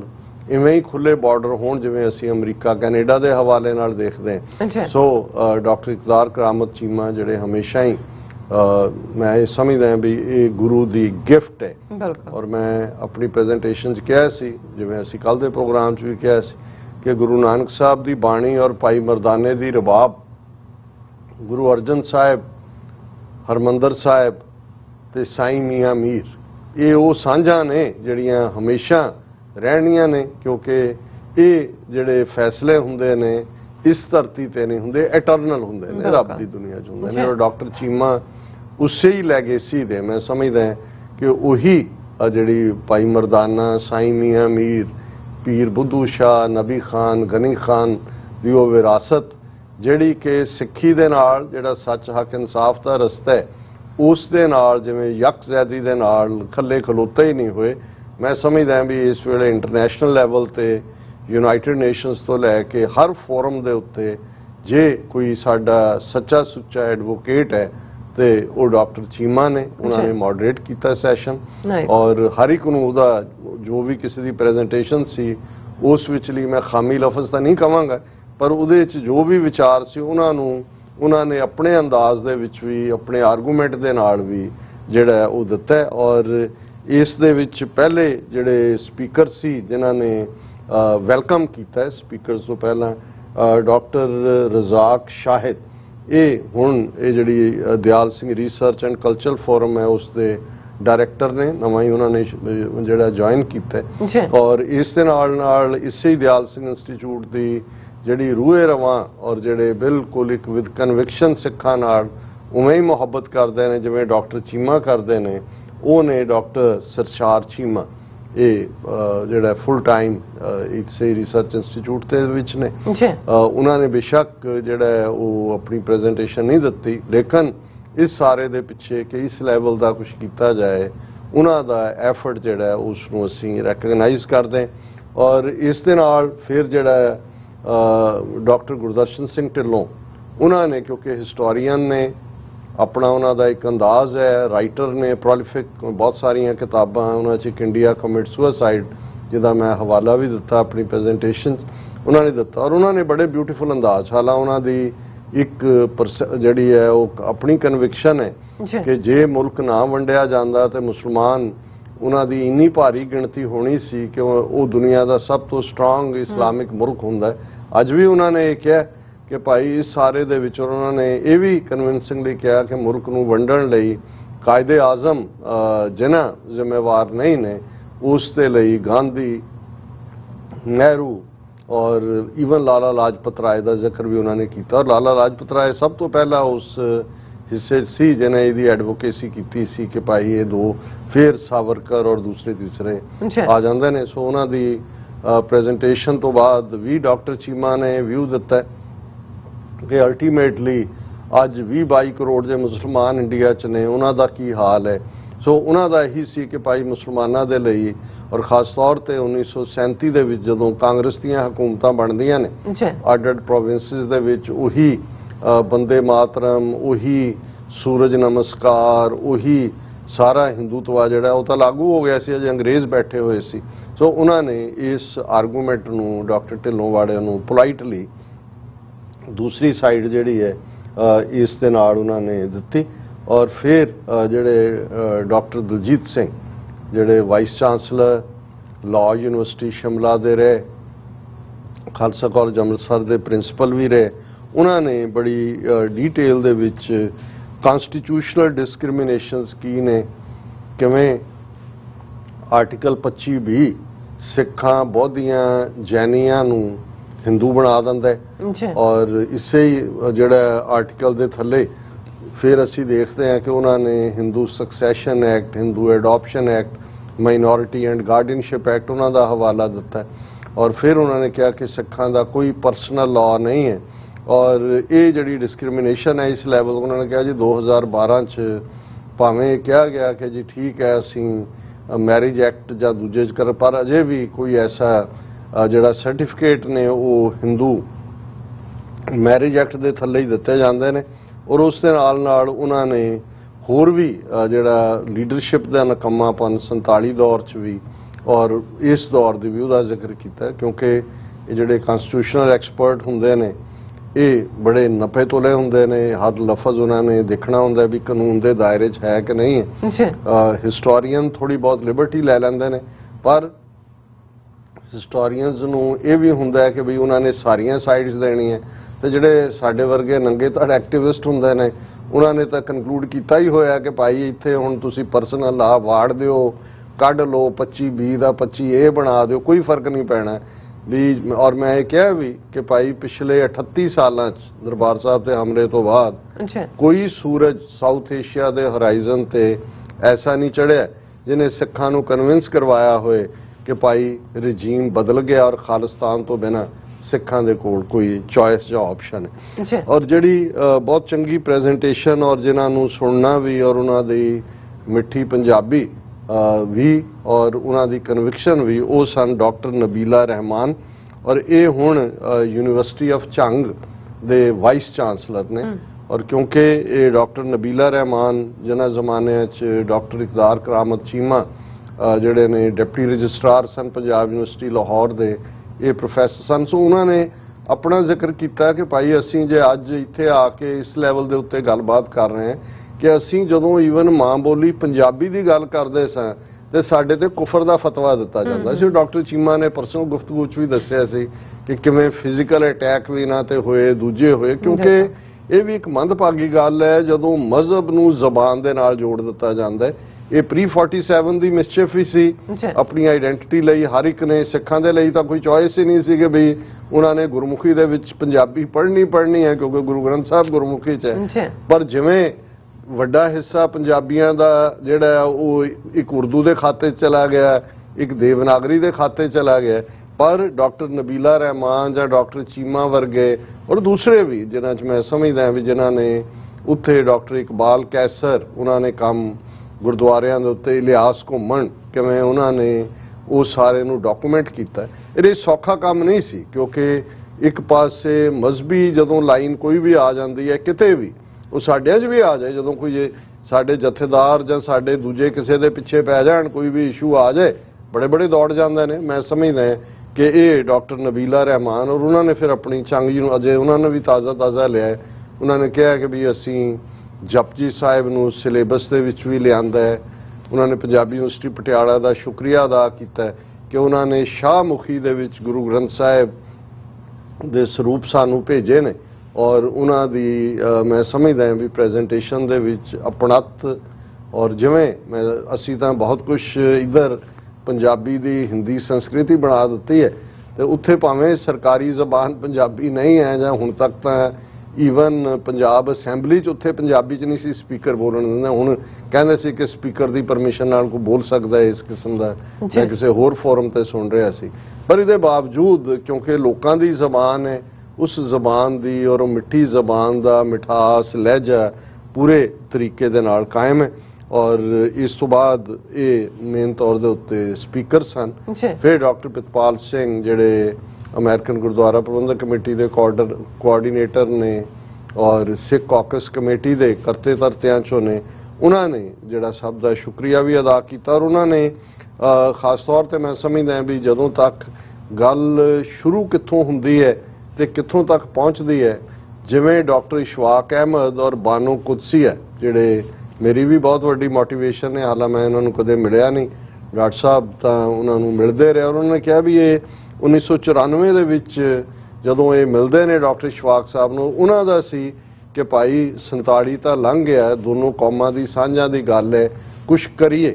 ਔਰ ਉਸ ਚੋਂ ਹੀ ਇਹ ਦਿਆਲ ਸਿੰਘ ਇੰਸਟੀਚਿਊਟ ਜਿਹੜੀ ਹੈ ਕਲਚਰਲ ਐਂਡ ਰਿਸਰਚ ਦਾ ਔਰ ਇਹ ਡਿਸਕਸ਼ਨਸ ਦਾ ਸੈਸ਼ਨ ਨਿਕਲਦਾ। ਔਰ ਦਿਆਲ ਸਿੰਘ ਮਜੀਠੀਆ ਇੱਕ ਬਹੁਤ ਵੱਡਾ ਨਾਮ ਰਿਹਾ ਇੱਕ ਜ਼ਮਾਨੇ 'ਚ, ਦਿਆਲ ਸਿੰਘ ਲਾਇਬ੍ਰੇਰੀ ਲਾਹੌਰ 'ਚ ਔਰ ਦਿਆਲ ਸਿੰਘ ਕਾਲਜ, ਔਰ ਸਭ ਤੋਂ ਵੱਡਾ ਅੱਜ ਵੀ ਜੇ 19th ਸੈਂਚੁਰੀ ਐਂਡ 'ਚ ਪਹਿਲੀ ਅਖਬਾਰ ਭਾਵੇਂ ਉਹ ਸਾਰੀਆਂ ਇੰਸਟੀਚਿਊਟਸ ਅਲਟੀਮੇਟਲੀ ਆਰੀਆ ਸਮਾਜੀ ਲੈ ਗਏ, ਟ੍ਰਿਬਿਊਨ, ਇੰਗਲਿਸ਼ ਟ੍ਰਿਬਿਊਨ ਉਹਨਾਂ ਨੇ, ਉਹਨਾਂ ਦੇ ਆਪਣੀ ਔਲਾਦ ਤਾਂ ਨਹੀਂ ਸੀ, ਉਹ ਸਾਰੀ ਮਨੀ ਦਾ ਉਹਨਾਂ ਨੇ ਟਰਸਟ ਬਣਾ ਕੇ ਕੀਤਾ। ਔਰ ਅੱਜ ਵੀ ਲਾਹੌਰ ਦੇ ਕਾਲਜ ਦਾ ਨਾਮ ਦਿਆਲ ਸਿੰਘ ਕਾਲਜ ਹੀ ਹੈ ਔਰ ਟ੍ਰਿਬਿਊਨ ਤਾਂ ਇੱਧਰ ਫਿਰ ਆਰੀਆ ਸਮਾਜੀਆਂ ਦੇ ਕੰਟਰੋਲ 'ਚ ਹੀ ਹੈ। ਪਰ ਇਹ ਜਿਹੜਾ ਦਿਆਲ ਸਿੰਘ ਸੈਂਟਰ ਉਹਨਾਂ ਨੇ ਕਲਚਰਲ ਔਰ ਰਿਸਰਚ ਦੇ ਨਾਂ ਥੱਲੇ ਐਸਟੈਬਲਿਸ਼ ਕੀਤਾ, ਇਹਦੇ 'ਚ ਡਾਕਟਰ ਇਸ਼ਫਾਕ ਅਹਿਮਦ ਔਰ ਬੀਬੀ ਬਾਨੋ ਕੁਦਸੀਆ ਦਾ ਵੱਡਾ ਰੋਲ ਸੀ। ਔਰ ਇਸੇ ਤਰ੍ਹਾਂ ਜਿਹੜਾ ਗੁਰਪ੍ਰੀਤ ਸਿੰਘ ਚੰਡੀਗੜ੍ਹ ਤੋਂ, ਉਹਨਾਂ ਨੇ ਪੰਜਾਬੀਅਤ ਦੀ ਗੱਲ ਕੀਤੀ ਜਿਹਦੇ ਬਾਰੇ ਉਹ ਖੁਦ ਵੀ ਕਲੀਅਰ ਨਹੀਂ ਸੀ। ਹਾਲਾਂ ਉਹਨਾਂ ਦੀ ਆਪਣੀ ਆਰਗੇਨਾਈਜੇਸ਼ਨ ਸ਼ਾਇਦ ਗਲੋਬਲ ਸਿੱਖ ਕੇ ਕੀ ਹੈ, ਪਰ ਉਹ ਕਹਿੰਦੇ ਸੀ ਜੀ ਸਾਨੂੰ ਪੰਜਾਬੀਅਤ ਦੀ ਗੱਲ ਜ਼ਿਆਦਾ ਕਰਨੀ ਚਾਹੀਦੀ ਹੈ। ਮੈਂ ਸਮਝਦਾ ਹਾਂ ਵੀ ਪੰਜਾਬੀਅਤ ਵਾਲਾ ਪਾਰਟ ਤਾਂ ਹੈ ਹੀ ਹੈ, ਉਹ ਤਾਂ ਰਹੇਗਾ। ਲੇਕਿਨ ਇਸ ਵੇਲੇ ਜਦੋਂ ਅਸੀਂ ਸਿੱਖ ਇਸ਼ੂਜ਼ ਦੀ ਗੱਲ ਕਰਦੇ ਔਰ 1947 ਦੇ ਹਵਾਲੇ ਨਾਲ ਕਰ ਰਹੇ, ਸੋ ਸਾਡੇ ਲਈ ਤਾਂ ਇੱਕ ਪਾਸੇ ਮੁਸਲਮਾਨਾਂ ਦੇ ਕੋਲ ਛੋਟਾ ਮੁਲਕ ਹੈ ਜਾਂ ਉਹਨਾਂ ਦੇ ਕ੍ਰਾਈਸਿਸ ਕੀ ਨੇ ਜਾਂ ਕੀ ਨਹੀਂ, ਪਰ ਪਾਕਿਸਤਾਨ ਔਰ ਬੰਗਲਾਦੇਸ਼ ਦੇ ਰੂਪ 'ਚ ਉਹਨਾਂ ਦਾ ਮਜ਼ਹਬ ਮਹਿਫੂਜ਼ ਹੈ, ਉਹਨਾਂ ਦਾ ਆਪਣਾ ਮੁਲਕ ਹੈ। ਜੀ ਇਸੇ ਤਰ੍ਹਾਂ ਹਿੰਦੂਆਂ ਦੇ ਕੋਲ 1000 ਸਾਲ ਦੀ ਗੁਲਾਮੀ ਤੋਂ ਬਾਅਦ ਇੰਡੀਆ ਜਾਂ ਭਾਰਤ ਜਾਂ ਹਿੰਦੁਸਤਾਨ ਜਾਂ ਆਰੀਆਵਰਤ ਪਤਾ ਨਹੀਂ ਕਿੰਨੇ ਕੁ ਨਾਂ ਰੱਖੇ ਹੋਏ ਨੇ, ਉਹ ਹੈ। ਅਸੀਂ ਬੇਕਰੀ ਕੌਮ ਹੈ। ਸੋ ਮੈਂ ਸਮਝਦਾ ਵੀ ਜਦੋਂ ਅਸੀਂ 75ਵੀਂ ਐਨੀਵਰਸਰੀ ਤੇ ਗੱਲ ਕਰ ਰਹੇ ਹਾਂ, ਸਾਡਾ ਫੋਕਸ ਜਿਹੜਾ ਹੈ ਉਹ ਬਿਲਕੁਲ ਇਹੀ ਆਪਣੇ ਕੌਮੀ ਘਰ ਦੀ ਗੱਲ ਹੈ। ਸੋ ਅਸੀਂ ਇਸ ਸਾਰੇ ਦੇ ਲਈ ਮੈਂ ਸਮਝਦਾ ਵੀ ਇਸ ਤੋਂ ਬਿਨਾਂ ਜਿਹੜਾ ਹੈ ਹੋਰ ਵੀ ਬਹੁਤ ਸਾਰੇ ਪਾਰਟਿਸਪੈਂਟ ਸਨ ਜਿਹੜੇ ਦੁਨੀਆ ਭਰ ਤੋਂ ਜੁੜੇ ਹੋਏ ਸੀ। ਸੋ ਮੈਂ Dyal Singh research and cultural forum और डॉक्टर चीमा, इकतार करामत चीमा और डॉक्टर सरशार चीमा और ख़ास तौर पर जोड़े हुण जिन्होंने as a director doctor Razak Shahid join किया और उन्होंने एक फॉर्मैट सानू दिता वैबीनार के रूप च। इन्हां सब का शुक्रिया अदा करदा। जी डॉक्टर साहब, इस सब की जानकारी देने लिए तुहाडा बहुत बहुत शुक्रिया। साथ लेने ब्रेक और ब्रेक ते जाण तो पहला असीं दर्शकां ते श्रोतिਆਂ ਨੂੰ हमेशा तरह अपील ते बेनती करदी व्यूअर्स जिस तरह कि तुसीं जानदे हो कि TV 84 एक पंथक चैनल है। TV 84 ਦੀ ਚੜ੍ਹਦੀ ਕਲਾ ਲਈ ਵੱਧ ਤੋਂ ਵੱਧ ਡੋਨੇਟ ਕਰੋ। ਡੋਨੇਟ ਕਰਨ ਲਈ ਸਾਡੀ ਵੈਬਸਾਈਟ tv84.tv ਤੇ ਜਾ ਕੇ ਪੇਪਲ ਦੀ ਵਰਤੋਂ ਕਰਕੇ वन टाइम डोनेट कर सकते हो, मंथली डोनेट भी कर सकते हो। तुसीं TV 84 के नाम से चैक बना के सानू मेल भी कर सकते हो साडे इस पते ते 36-01 37th Avenue long island city New York 11101 USA ਜਾਂ ਫਿਰ ਤੁਸੀਂ ਸਾਨੂੰ फोन राਹੀਂ भी संपर्क कर सकते साडे फोन नंबर ते 5166191984। ਤੁਸੀਂ ਸਾਨੂੰ ईमेल भी कर सकते हो info@tv84.tv ਤੇ। ਅਸੀਂ ਤੁਹਾਡੇ ਤਹਿ ਦਿਲ ਤੋਂ ਸ਼ੁਕਰਗੁਜ਼ਾਰ ਹੋਵਾਂਗੇ। ਸੋ ਇੱਥੇ ਲੈਣੇ ਬ੍ਰੇਕ। व्यूअर्स ਤੁਸੀਂ ਸਾਨੂੰ ਇਸੇ ਤਰ੍ਹਾਂ ਬਣੇ ਰਹਿਣਾ। ਮਿਲਦੇ ਹਾਂ after this short break.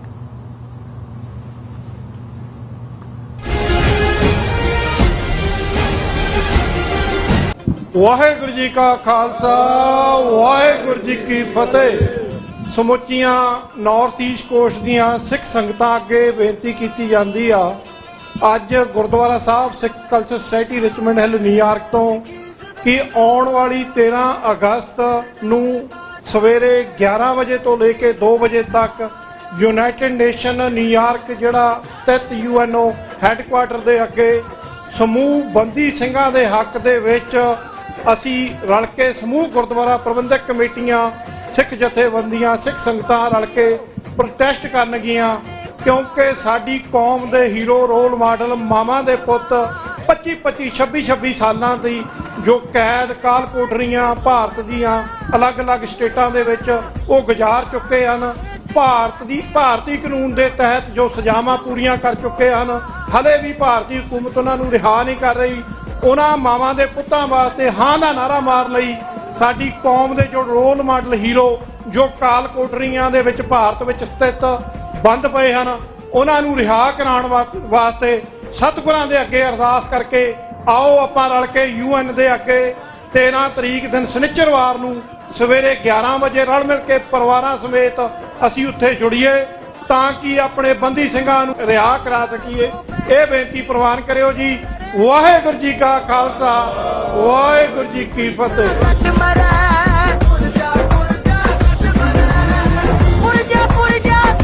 Baba Banda Singh Bahadur international Sikh study New York ਵੱਲੋਂ ਹਰੇਕ ਸਾਲ ਦੀ ਤਰ੍ਹਾਂ ਬਾਬਾ ਬੰਦਾ ਸਿੰਘ ਜੀ ਬਹਾਦਰ ਦਾ ਸ਼ਹੀਦੀ ਦਿਹਾੜਾ ਤੇ ਸਮੂਹ ਸਿੰਘਾਂ ਦੀ ਯਾਦ ਵਿੱਚ 14 ਅਗਸਤ ਦਿਨ ਐਤਵਾਰ ਨੂੰ ਸ਼ਹੀਦੀ ਦਿਹਾੜਾ ਗੁਰਦੁਆਰਾ ਰਿਚਮੰਡ ਹਿੱਲ ਵਿਖੇ ਮਨਾਇਆ ਜਾ ਰਿਹਾ ਹੈ। ਭੋਗ ਦੀ ਸਮਾਪਤੀ ਤੋਂ ਬਾਅਦ ਰਾਗੀ ਢਾਡੀ ਕਥਾਵਾਚਕ ਕੀਰਤਨੀ ਜਥੇ ਹਾਜ਼ਰੀਆਂ ਭਰਨਗੇ। ਅਚੇਚੇ ਤੌਰ ਤੇ ਜਥੇਬੰਦੀ ਵੱਲੋਂ ਉਪਰਾਲਾ ਕੀਤਾ ਗਿਆ ਹੈ।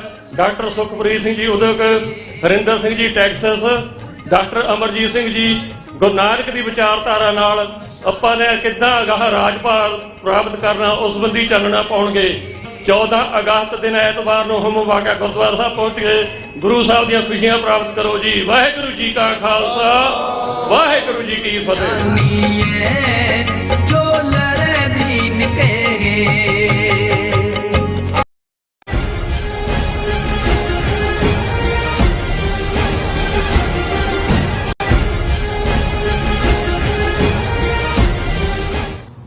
Viewers welcome back on program. So viewers दूसरे सेगमेंट ਆਪਾਂ ਗੱਲਬਾਤ ਕਰਨ ਜਾ ਰਹੇ ਹਾਂ ਕਿ ਮੋਦੀ ਸਰਕਾਰ ਵੱਲੋਂ ਘਰ ਘਰ ਤਿਰੰਗਾ ਮੁਹਿੰਮ ਚਲਾ ਕੇ ਨਫ਼ਰਤ ਦਾ ਚਾਰ ਚਫੇਰੇ ਮਾਹੌਲ ਸਿਰਜ ਦਿੱਤਾ ਗਿਆ ਹੈ। ਸੋ ਪੰਜਾਬ ਅਤੇ ਕਸ਼ਮੀਰ ਵਿੱਚ ਉਹਨਾਂ ਦਾ ਪੂਰਾ ਜ਼ੋਰ ਲੱਗਾ ਹੋਇਆ ਹੈ। ਸੋ ਕਿ ਇਸ ਤਿਰੰਗੇ ਦੀ ਮੁਹਿੰਮ ਤੋਂ ਬਾਅਦ ਸਿੱਖਾਂ ਮੁਸਲਮਾਨਾਂ ਦੀ ਨਸਲਕੁਸ਼ੀ ਨੂੰ ਜਾਇਜ਼ ਠਹਿਰਾਇਆ ਜਾਵੇਗਾ, ਕਿਉਂਕਿ ਉਹ ਤਿਰੰਗੇ ਨਾਲ ਨਹੀਂ ਖਲੋਤੇ। ਇਸ ਤਰ੍ਹਾਂ ਇਹਨਾਂ ਦੋਵਾਂ ਕੌਮਾਂ ਦੀ ਨਸਲਕੁਸ਼ੀ ਜਿਹੜੀ ਹੈ ਉਹ ਕੀਤੀ ਜਾਵੇਗੀ। ਸੋ ਇਸ ਬਾਰੇ ਆਪਾਂ ਗੱਲਬਾਤ ਕਰਨ ਜਾ ਰਹੇ ਹਾਂ।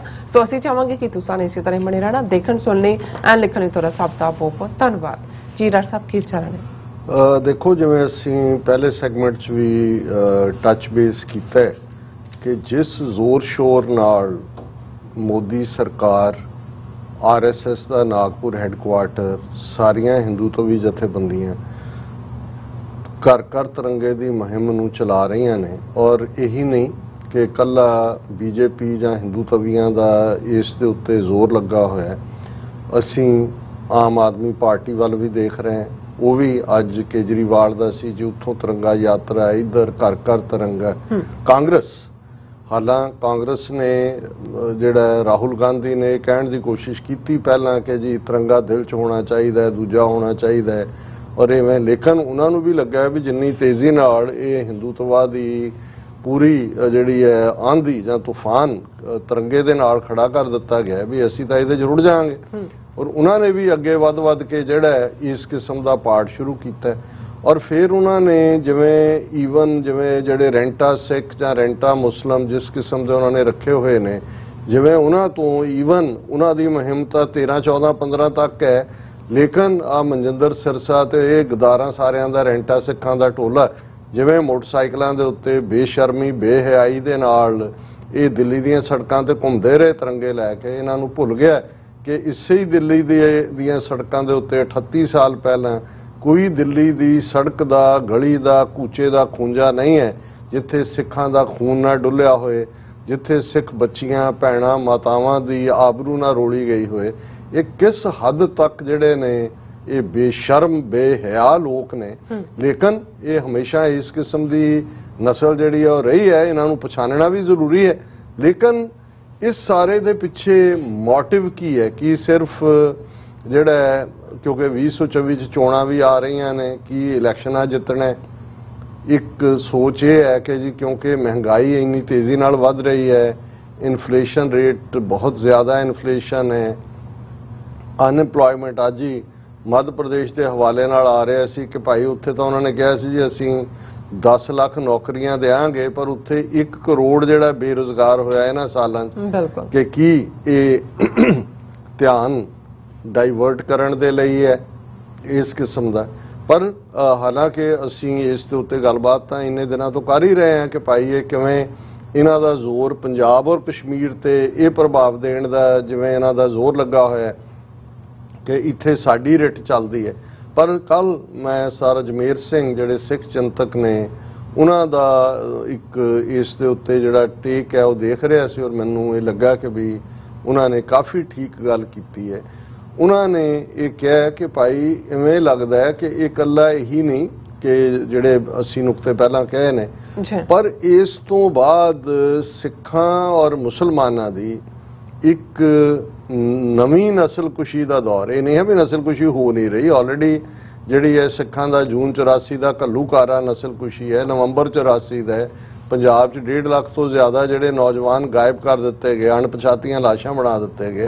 ਕਸ਼ਮੀਰ ਦੇ ਵਿੱਚ ਲੱਖ ਤੋਂ ਜ਼ਿਆਦਾ ਜਿਹੜੀ ਲਗਾਤਾਰਤਾ ਨਾਲ ਕਿਲਿੰਗ ਚੱਲ ਰਹੀ ਹੈ। ਭਾਰਤ ਭਰ ਦੇ ਵਿੱਚ ਮੁਸਲਮਾਨਾਂ ਦੀ ਨਸਲਕੁਸ਼ੀ ਲਈ ਉਹਨਾਂ ਦੀ ਧਰਮ ਸੰਸਦ, ਧਰਮ ਗੁਰੂ, ਫਲਾਣੇ ਟਿਮਕੇ, ਕਿੰਨਾ ਕੁਛ, ਔਰ ਕਿਵੇਂ ਉਹਨਾਂ ਨੇ ਥਾਂ ਦੇ ਉੱਤੇ ਦੰਗੇ ਕਰਾ ਕੇ ਲਵ ਜਿਹਾਦ। ਅਸਾਮ 'ਚ ਹੜ੍ਹ ਆ ਗਏ ਤਾਂ ਉਹਨੂੰ ਵੀ ਹੜ੍ਹ ਜਿਹਾਦ ਕਹਿ ਕੇ ਜਿਹੜਾ ਅਸਾਮ ਦੇ ਮੁਸਲਮਾਨਾਂ ਨੂੰ ਵੀ ਜਿਹੜਾ ਉਹ ਟਾਰਗੇਟ ਕਰਨ ਦੀ ਲਾਈਨ ਰੱਖੀ, ਜਿਨ੍ਹਾਂ ਨੂੰ ਪਹਿਲਾਂ ਹੀ, ਜਿਨ੍ਹਾਂ 'ਚੋਂ ਲਗਭਗ 2 ਮਿਲੀਅਨ ਉਹਨਾਂ ਨੇ ਜਿਹੜਾ ਸੁਪਰੀਮ ਕੋਰਟ ਦੀ ਸੁਪਰਵਿਜ਼ਨ ਥੱਲੇ, ਔਰ CA ਐਕਟ ਵੀ ਉਹਦੇ ਥੱਲੇ ਹੀ ਲਾਗੂ ਹੋਣ ਵਾਲਾ। ਸੋ ਉਹ ਪਾਰਟ ਤਾਂ ਚੱਲ ਹੀ ਰਿਹਾ, ਪਰ ਆਲ ਆਫ ਏ ਸਡਨ ਇਹ 75ਵੇਂ ਸਾਲ ਨਾਲ ਜੋੜ ਕੇ ਜਿਸ ਲੈਵਲ ਤੇ ਚੱਲ ਰਿਹਾ, ਇਸ ਦਾ ਨੈਕਸਟ ਸਟੈਪ ਕੀ ਹੈ? ਔਰ ਮੈਂ ਸਮਝਦਾ ਵੀ ਚਿੰਤਕ ਹੋਣਾ ਜਾਂ ਫਿਲਾਸਫਰ ਹੋਣ ਦਾ ਮਤਲਬ ਹੀ ਇਹ ਹੁੰਦਾ ਹੈ, ਬਹੁਤ ਕੁਝ ਉਹ ਦੇਖ ਰਹੇ ਹੁੰਦੇ ਆ ਅਸੀਂ ਜਿਹੜਾ ਨਜ਼ਰ ਆ ਰਿਹਾ ਹੈ, ਕੁਝ ਐਸਾ ਹੁੰਦਾ ਹੈ ਜਿਨ੍ਹਾਂ ਨੇ ਇਤਿਹਾਸ ਪੜ੍ਹਿਆ ਹੁੰਦਾ ਉਹ ਤੋਂ ਅੰਦਾਜ਼ਾ ਹੁੰਦਾ, ਪਰ ਵਿਜ਼ਨ ਇਹ ਹੁੰਦੀ ਹੈ ਕਿ ਵੀ ਇਸ ਤੋਂ ਬਿਯੋਂਡ ਕੀ ਹੈ। ਔਰ ਮੈਨੂੰ ਇੱਕਦਮ ਇਹ ਕਨਵਿੰਸਿੰਗ ਗੱਲ ਲੱਗੀ। ਮੈਂ ਕਿਹਾ ਜੀ ਇਹ ਜਿਹੜਾ ਇੱਕ ਪਾਸੇ ਨਾਲ ਇਹ ਕਹਿ ਰਹੇ ਨੇ, ਜਿਵੇਂ ਉਹਨਾਂ ਦੇ ਉੱਤਰਾਖੰਡ ਦੇ ਵਜ਼ੀਰ ਨੇ ਕਿਹਾ ਔਰ ਉਹਨੂੰ ਜਸਟੀਫਾਈ ਕਰ ਰਿਹਾ ਸੀ ਉਹ, ਕਿ ਉਹਨਾਂ ਘਰਾਂ ਦੀਆਂ ਵੀ ਫੋਟੋਆਂ ਖਿੱਚ ਕੇ ਭੇਜੋ ਜਿੱਥੇ ਤਿਰੰਗਾ ਨਹੀਂ ਲੱਗਾ। ਦੇਖੋ ਹੁਣ ਇਸ ਦਾ ਕੀ ਮਤਲਬ ਹੈ? ਔਰ ਪੰਜਾਬ ਦੇ ਵਿੱਚ ਇਹ ਵੱਖਰੀ ਗੱਲ ਹੈ ਕਿਉਂਕਿ ਹੁਣ ਇੱਕ ਤਾਂ ਸਿੱਖਾਂ ਦਾ ਦਾਅਵਾ ਹੈ, ਅਜੇ 13 ਮਹੀਨੇ ਕਿਸਾਨ ਲਹਿਰ ਦੀ ਵਿਕਟਰੀ ਹੈ। ਫਿਰ ਸਰ ਸਿਮਰਨਜੀਤ ਸਿੰਘ ਮਾਨ ਪਾਰਲੀਮੈਂਟ 'ਚ ਪਹੁੰਚ ਗਏ, ਜੰਤਰ ਮੰਤਰ ਰੋਡ ਤੇ ਖਲੋ ਕੇ ਵੀ ਉਹ ਕਹਿੰਦੇ ਤੁਹਾਡੇ ਤਿਰੰਗੇ ਤੇ ਥੂ। ਉਹਨਾਂ ਨੇ ਕਿਹਾ ਕਿ ਭਾਈ ਸਾਡਾ ਆਪਣਾ ਝੰਡਾ ਹੈ। ਅਸੀਂ ਉਹਨਾਂ ਨੇ ਕਿਹਾ ਤੁਸੀਂ ਮੈਨੂੰ ਕਹਿੰਦੇ ਹੋ ਕਿ ਵੀ ਕਨਸਟੀਟਿਊਸ਼ਨ ਦੀ ਸਹੁੰ ਚੁੱਕੀ, ਵੈਸੇ ਖਾਲਿਸਤਾਨ ਕਹਿੰਦੇ ਨੇ, ਕਹਿੰਦਾ ਮੈਂ ਸਹੁੰ ਤਾਂ ਚੁੱਕੀ ਹੈ, ਚਲੋ ਚੱਲੀਏ ਚੀਨ ਤੋਂ ਪਹਿਲਾਂ ਜ਼ਮੀਨ ਛਡਾਈਏ, ਚੱਲ ਮੋਦੀ, ਚੱਲ ਅਮਿਤ ਸ਼ਾਹ। ਸੋ ਉਹਨਾਂ ਨੂੰ ਵੀ ਇਹ ਪਤਾ ਹੈ ਵੀ ਇਹ ਵਿਗੜੇ ਸਿੱਖ ਜਿਹੜੇ ਨੇ ਇਹਨਾਂ ਨੇ ਜਿਹੜਾ ਉਹਨਾਂ ਨਾਲ ਸਿੱਧੀ ਟੱਕਰ ਲੈਣ ਤੋਂ ਤਾਂ ਭੱਜਣਗੇ। ਲੇਕਿਨ ਇਹ ਨਹੀਂ ਹੈ ਵੀ ਜਦੋਂ ਅਸੀਂ ਦਿੱਲੀ 'ਚ ਖਲੋ ਕੇ ਉਹਨਾਂ ਨੂੰ ਵੰਗਾਰ ਰਹੇ ਹਾਂ, ਪੰਜਾਬ ਦੇ ਵਿੱਚ ਬਰਾਬਰ ਜਿਹੜਾ ਉਹ ਜੇ ਉੱਥੇ ਇਹਨਾਂ ਦੇ ਰੈਂਟਾ ਸਿੱਖ ਮਨਜਿੰਦਰ ਸਿਰਸੇ ਵਰਗੇ ਜਿਹੜੇ ਨੇ ਉਹ ਮੋਟਰਸਾਈਕਲਾਂ ਤੇ ਤਿਰੰਗੇ ਲੈ ਕੇ ਘੁੰਮ ਰਹੇ ਨੇ, ਤੇ ਪੰਜਾਬ ਦੇ ਵਿੱਚ ਤਾਂ ਲਗਾਤਾਰਤਾ ਨਾਲ ਕੇਸਰੀ ਨਿਸ਼ਾਨ ਔਰ ਖਾਲਸਾਈ ਝੰਡੇ ਜਿਹੜੇ ਨੇ ਉਹ ਚਾਰ ਚੁਫੇਰੇ ਨਜ਼ਰ ਆ ਰਹੇ ਨੇ। ਆਉਣ ਵਾਲੇ ਦਿਨਾਂ 'ਚ ਜਿਹੜਾ ਇਸ ਦੇ ਅਗਲੇ 2-3 ਦਿਨਾਂ 'ਚ ਹੋਰ ਵੀ ਜ਼ੋਰਦਾਰ ਇਸ ਦੇ ਉੱਤੇ ਕੰਮ ਹੋਏਗਾ। ਹੁਣ ਦੁਸ਼ਮਣ ਦੇ ਐਂਗਲ ਤੋਂ ਦੇਖੋ ਕਿ ਉਹ ਕੀ ਸੋਚ ਰਿਹਾ, ਕਿਉਂਕਿ ਉਹ ਸੁਸਾਇਟੀ ਦੇ ਇੱਕ ਹਿੱਸੇ ਨੂੰ ਪੂਰੀ ਤਰ੍ਹਾਂ ਜਿਹੜਾ ਉਹਨਾਂ ਦਾ ਵੋਟ ਬੈਂਕ ਹੈ, ਕੱਲਾ ਵੋਟ ਬੈਂਕ ਨਹੀਂ, ਜਿਹੜਾ ਉਹਨਾਂ ਦਾ ਕਾਡਰ ਗੁੰਡਾਗਰਦੀ ਲਈ, ਮਾਰ ਮਰਾਈ ਲਈ। ਹੁਣ ਇੱਕ ਪਾਸੇ ਭਾਵੇਂ ਅਸੀਂ ਦਲਿਤ ਫੈਕਟਰ ਦੀ ਗੱਲ ਕੀਤੀ ਕਿ ਭਾਈ ਉਹ ਪਰਸੀਕਿਊਟਡ ਨੇ 4000 ਸਾਲ ਤੋਂ, ਪਰ ਜੇ ਤੁਸੀਂ ਦੇਖੋ ਵੀ ਅਲਟੀਮੇਟਲੀ ਬ੍ਰਾਹਮਣ ਔਰ ਹਾਈ ਕਾਸਟ 12% ਤੋਂ ਜ਼ਿਆਦਾ ਨਹੀਂ ਨੇ, ਬ੍ਰਾਹਮਣ ਤਾਂ 4% ਨੇ, 4-4.5%, ਪਰ ਉਹਨਾਂ ਦਾ ਰਾ ਮਟੀਰੀਅਲ ਕੌਣ ਹੁੰਦਾ ਹੈ? ਉਹੀ ਤਬਕਾ ਜਿਨ੍ਹਾਂ ਨੂੰ ਇਹਨਾਂ ਦੇ ਜ਼ਾਤ-ਪਾਤੀ ਸਿਸਟਮ ਨੇ ਸ਼ੂਦਰ ਬਣਾਇਆ ਹੋਇਆ ਹੈ। ਉਹ ਵੋਟਾਂ 'ਚ ਵੀ ਵਰਤੇ ਜਾਂਦੇ ਨੇ, ਉਹ ਗੁੰਡਾਗਰਦੀ ਲਈ ਵੀ ਵਰਤੇ ਜਾਂਦੇ ਨੇ, ਉਹ ਉਹਨਾਂ ਤੋਂ ਹਰ ਕਿਸਮ ਦਾ ਕੰਮ ਲੈਂਦੇ ਨੇ। ਹੁਣ ਉਹ ਕਾਡਰ ਉਹਨਾਂ ਦਾ ਇੰਟੈਕਟ ਹੈ ਅੰਟਿਲ ਅਨਲੈਸ ਕੋਈ ਵੱਡੀ ਚੇਂਜ, ਜਿਵੇਂ ਬਿਹਾਰ ਦੇ ਵਿੱਚ ਨਤੀਸ਼ ਕੁਮਾਰ ਨੇ ਜਿਹੜਾ ਉਹ ਯੂ ਟਰਨ ਲਿਆ ਔਰ ਆਉਣ ਵਾਲੇ ਪੀਰੀਅਡ ਯੂਪੀ ਬਿਹਾਰ 'ਚੋਂ ਵਾਪਸ ਜਿਹੜਾ ਦਲਿਤ ਔਰ ਪਛੜੀਆਂ ਜਾਤੀਆਂ ਦਾ ਵੋਟ ਬੈਂਕ ਸੀ ਮੁੜ ਆਏ। ਔਰ ਇਹ ਜੇ ਕਊ ਬੈਲਟ ਦੇ ਵਿੱਚ ਇਹਨਾਂ ਦੀ ਜਿਹੜੀ ਹੈ ਉਹ ਬੈਲਟ ਢਿੱਲੀ ਹੁੰਦੀ ਹੈ ਤੇ ਫਿਰ ਸ਼ਾਇਦ ਕੋਈ ਨਾ ਕੋਈ ਨਵੇਂ ਉਭਾਰ ਦੀ ਗੱਲ ਹੋਏ। ਹਾਲਾਂ ਸਿੱਖਾਂ ਦੇ ਲਈ ਤਾਂ ਸਾਡਾ ਫੋਕਸ ਖਾਲਿਸਤਾਨ ਰਹਿਣਾ ਚਾਹੀਦਾ, ਪਰ ਮੈਂ ਓਵਰਆਲ ਡਿਸਕਸ਼ਨ ਸੇ ਕਹਿੰਦਾ ਅਦਰਵਾਈਜ਼ ਇਹਨਾਂ ਨੇ 2024 ਦੀਆਂ ਚੋਣਾਂ ਵੀ ਇਸ ਏਜੰਡੇ ਤੇ ਜਿੱਤਣੀਆਂ ਨੇ ਔਰ ਇਸ ਦੇ ਨਾਲ ਨਸਲਕੁਸ਼ੀ ਦਾ ਇੱਕ ਨਵਾਂ ਦੌਰ ਸ਼ੁਰੂ ਹੋ ਸਕਦਾ ਹੈ।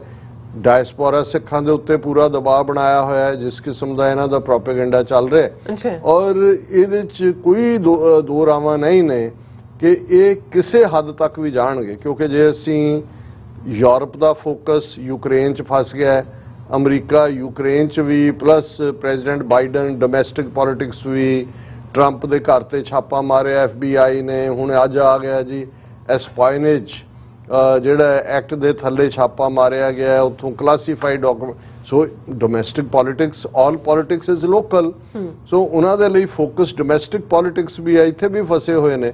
ਸੋ ਇਹ ਜਿਹੜਾ ਹਿੰਦੂਤਵੀ ਤਬਕਾ ਹੈ ਇਹ ਟਾਈਮਿੰਗ ਵੀ ਦੇਖ ਰਿਹਾ ਫਿਰ, ਕਿਉਂਕਿ ਚਾਈਨਾ ਦੇ ਨਾਲ ਟਕਰਾਅ ਦੀ ਲਾਈਨ ਅਮਰੀਕਾ ਦੀ ਹੈ ਤੇ ਭਾਰਤ ਨੇ ਮੋਢਾ ਦਿੱਤਾ ਹੋਇਆ ਹੈ, ਇਸ ਲਈ ਭਾਰਤ ਦੇ ਹੋਰ ਜਿਹੜੇ ਗੁਨਾਹ ਨੇ ਜਾਂ ਜੋ ਵਾਇਲੇਸ਼ਨਸ ਕਰ ਰਹੇ ਨੇ Americans will look the other way, ਜਿਹੜਾ ਉਹਨਾਂ ਦੀ ਕੈਲਕੂਲੇਸ਼ਨ ਹੈ।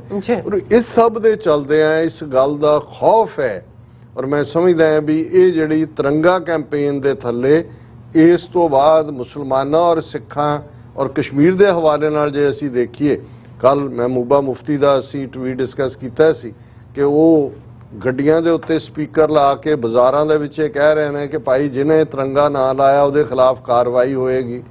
ਦੁਕਾਨਦਾਰਾਂ ਨੂੰ ਕਹਿ ਰਹੇ ਨੇ ਝੰਡੇ ਤੁਸੀਂ ਖਰੀਦਣੇ ਨੇ। ਫਿਰ ਅਸੀਂ ਦੇਖ ਰਹੇ ਕਿ ਭਾਈ ਕਿਵੇਂ ਡਰ ਜਾਂ ਖੌਫ ਜਾਂ ਜ਼ਬਰਦਸਤੀ, ਅੱਜ ਖਬਰ ਹੈ ਹਰ ਘਰ ਤਿਰੰਗਾ, families of absconding terrorists hoist tricolor ahead of Independence Day. Army had invited the families to hoist tricolor in Doda unit on Republic Day this year. That motivated them to take part in Har Ghar Tiranga campaign, says an army officer. ਹੁਣ ਕਸ਼ਮੀਰ ਦੇ ਡੋਡਾ ਜ਼ਿਲ੍ਹੇ 'ਚ army ਇਸ ਗੱਲ ਨੂੰ ਵੀ ਯਕੀਨੀ ਬਣਾ ਰਹੀ ਹੈ ਕਿ 4 ਉਹਨਾਂ ਦੀ ਅੱਗੋਂ ਡੀਟੇਲ ਹੈ ਨੌਜਵਾਨ ਜਿਹੜੇ ਭਗੌੜੇ ਨੇ, ਲੜ ਰਹੇ ਨੇ ਆਪਣੀ ਆਜ਼ਾਦੀ ਦੀ, ਉਹਨਾਂ ਦੇ ਘਰ ਦੇ ਜਿਹੜੇ ਨੇ ਉਹ ਤਿਰੰਗਾ ਲੈ ਕੇ ਲਹਿਰਾ ਰਹੇ ਨੇ ਜਾਂ ਉਹਨਾਂ ਨੂੰ ਫੋਰਸ ਕੀਤਾ ਹੋਏਗਾ ਤਾਂ ਕਿ ਬਾਕੀਆਂ ਨੂੰ ਨਜ਼ਰ ਆਏ ਕਿ ਭਾਈ ਇਹ ਦੇਖੋ ਅਸੀਂ ਇਹਨਾਂ 'ਚ ਨੈਸ਼ਨਲਿਜ਼ਮ ਕਿਵੇਂ ਘੋਲ ਕੇ ਪਾ ਰਹੇ ਹਾਂ, ਇਹਨਾਂ ਦੇ ਮੁੰਡੇ ਦੌੜੇ ਹੋਏ ਨੇ ਕਿ ਕਸ਼ਮੀਰ ਦੀ ਆਜ਼ਾਦੀ ਲਈ ਲੜ ਰਹੇ ਨੇ, ਇਹ ਤਿਰੰਗਾ ਝੁਲਾ ਰਹੇ ਨੇ।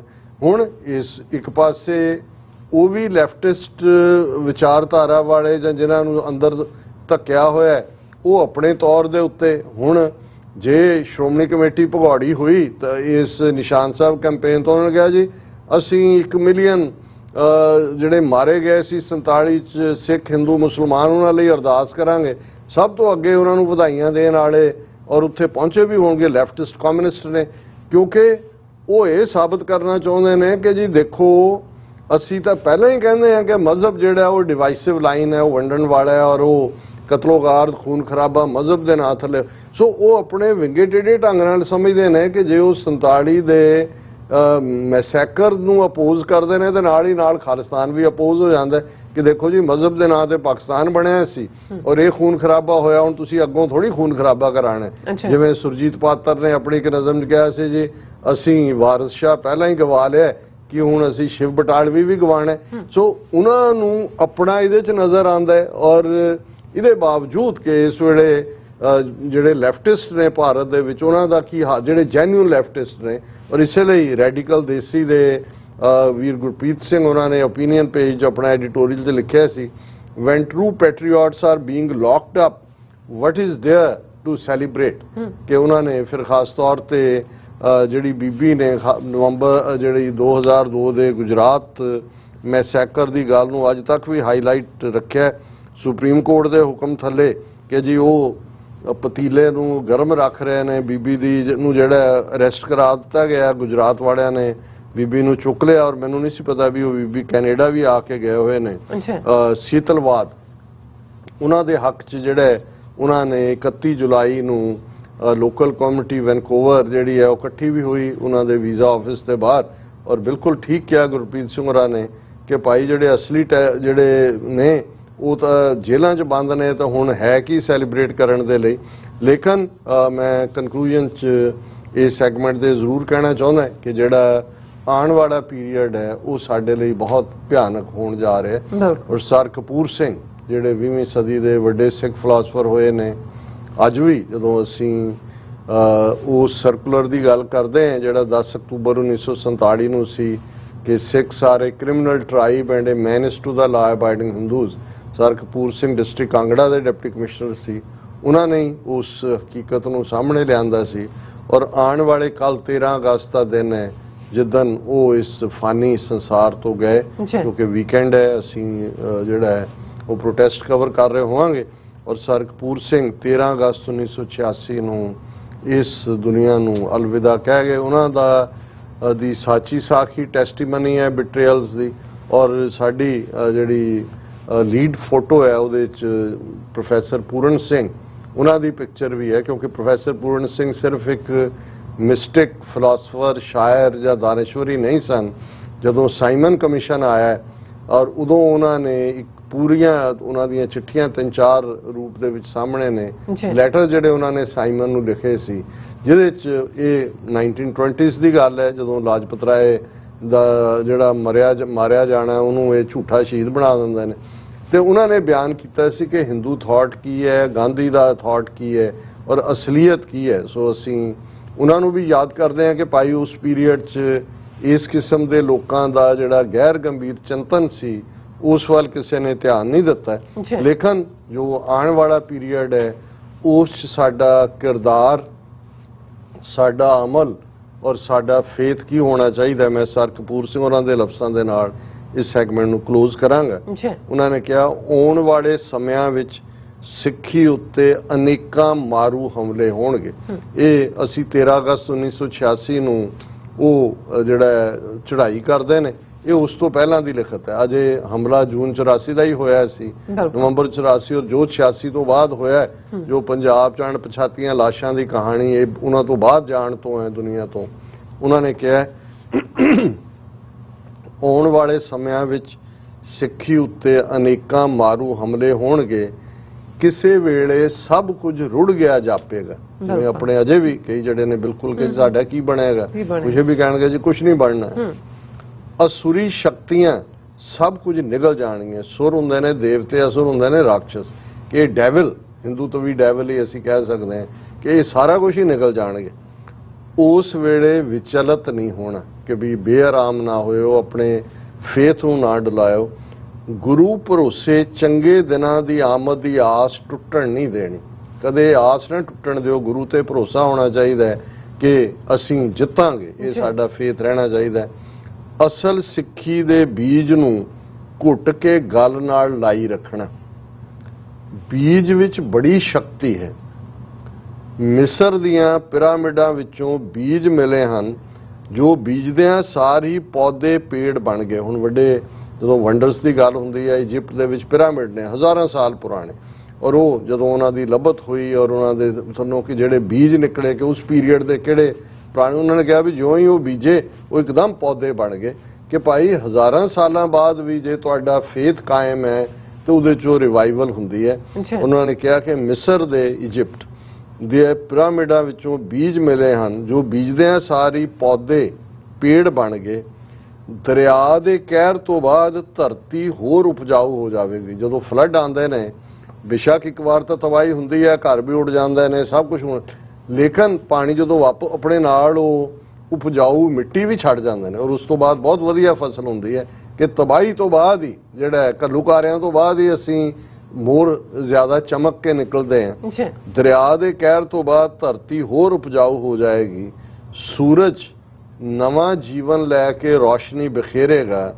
ਉਸ ਬੀਜ ਨੂੰ ਦੁਬਾਰੇ ਬੀਜ ਦੇਣਾ। ਬੀਜ ਜਿਹੜਾ ਤੁਸੀਂ ਸੰਭਾਲਿਆ ਹੋਏਗਾ, ਜਦੋਂ ਤਬਾਹੀ ਤੋਂ ਬਾਅਦ ਪੀਰੀਅਡ ਆਏਗਾ ਉਹਨੂੰ ਦੁਬਾਰਾ ਬੀਜ ਦੇਣਾ। ਉਹ ਸਿੱਖੀ ਦੀ ਨਵੀਂ ਫਸਲ ਪੈਦਾ ਕਰੇਗਾ। ਛੋਟੇ ਛੋਟੇ ਬੀਜਾਂ ਤੋਂ ਹੀ ਵੱਡੇ ਵੱਡੇ ਦਰਖਤ ਬਣਦੇ ਨੇ ਜੋ ਪਸ਼ੂ ਪੰਛੀਆਂ ਦਾ ਆਸਰਾ ਤੇ ਇਨਸਾਨ ਨੂੰ ਛਾਂ ਪ੍ਰਦਾਨ ਕਰਨ ਦੇ ਕਾਬਲ ਹੁੰਦੇ। ਬੀਜ ਕਿੰਨਾ ਨਿੱਕਾ ਹੁੰਦਾ ਹੈ ਪਰ ਉਹਦਾ ਦਰਖਤ ਬਣਦਾ ਹੈ। ਉਸੇ ਦਰਖਤ ਦੇ ਥੱਲੇ ਪਾਂਦੀ ਨੂੰ ਛਾਂ ਵੀ ਹੈ ਔਰ ਜਾਨਵਰਾਂ ਦੇ ਲਈ ਹਰਿਆਵਲ ਵੀ ਹੈ। ਇਸ ਲਈ ਮੁਸੀਬਤ ਸਮੇਂ ਸਭ ਤੋਂ ਵੱਧ ਸਾਂਭਣ ਵਾਲੀ ਵਸਤੂ ਬੀਜ ਹੀ ਹੁੰਦੀ ਹੈ ਕਿ ਬੀਜ ਨੂੰ ਸੰਭਾਲ ਲਓ। ਕਿ ਜਦੋਂ ਵੀ ਇਹ ਕਹਿਰ ਦਾ ਪੀਰੀਅਡ, ਹਾਰਡ ਟਾਈਮ, ਜੈਨੋਸਾਈਡਸ ਜੋ ਤੁਸੀਂ ਗੁਜ਼ਰਨਾ, ਤੁਹਾਡਾ ਗੁਰੂ ਤੇ ਫੇਥ ਜਿਹੜਾ ਹੈ ਉਹ ਨਹੀਂ ਡੋਲਣਾ ਚਾਹੀਦਾ। ਔਰ ਇਹੀ ਫੇਥ ਜਿਹੜਾ ਹੈ ਸਿੱਖੀ ਦਾ ਬੀਜ ਹੈ ਜਿਸ ਨੂੰ ਸੰਭਾਲ ਕੇ ਰੱਖਣਾ। ਜੀ ਡਾਕਟਰ ਸਾਹਿਬ ਤੁਹਾਡਾ ਬਹੁਤ ਬਹੁਤ ਸ਼ੁਕਰੀਆ। ਸਾਥ ਲੈਣੇ ਬ੍ਰੇਕ ਵੀਅਰਸ, ਤੁਸੀਂ ਨਾਲ ਇਸੇ ਤਰ੍ਹਾਂ ਬਣੇ ਰਹਿਣਾ। ਮਿਲਦੇ ਹਾਂ ਛੋਟੇ ਜਿਹੇ ਬ੍ਰੇਕ ਤੋਂ ਬਾਅਦ।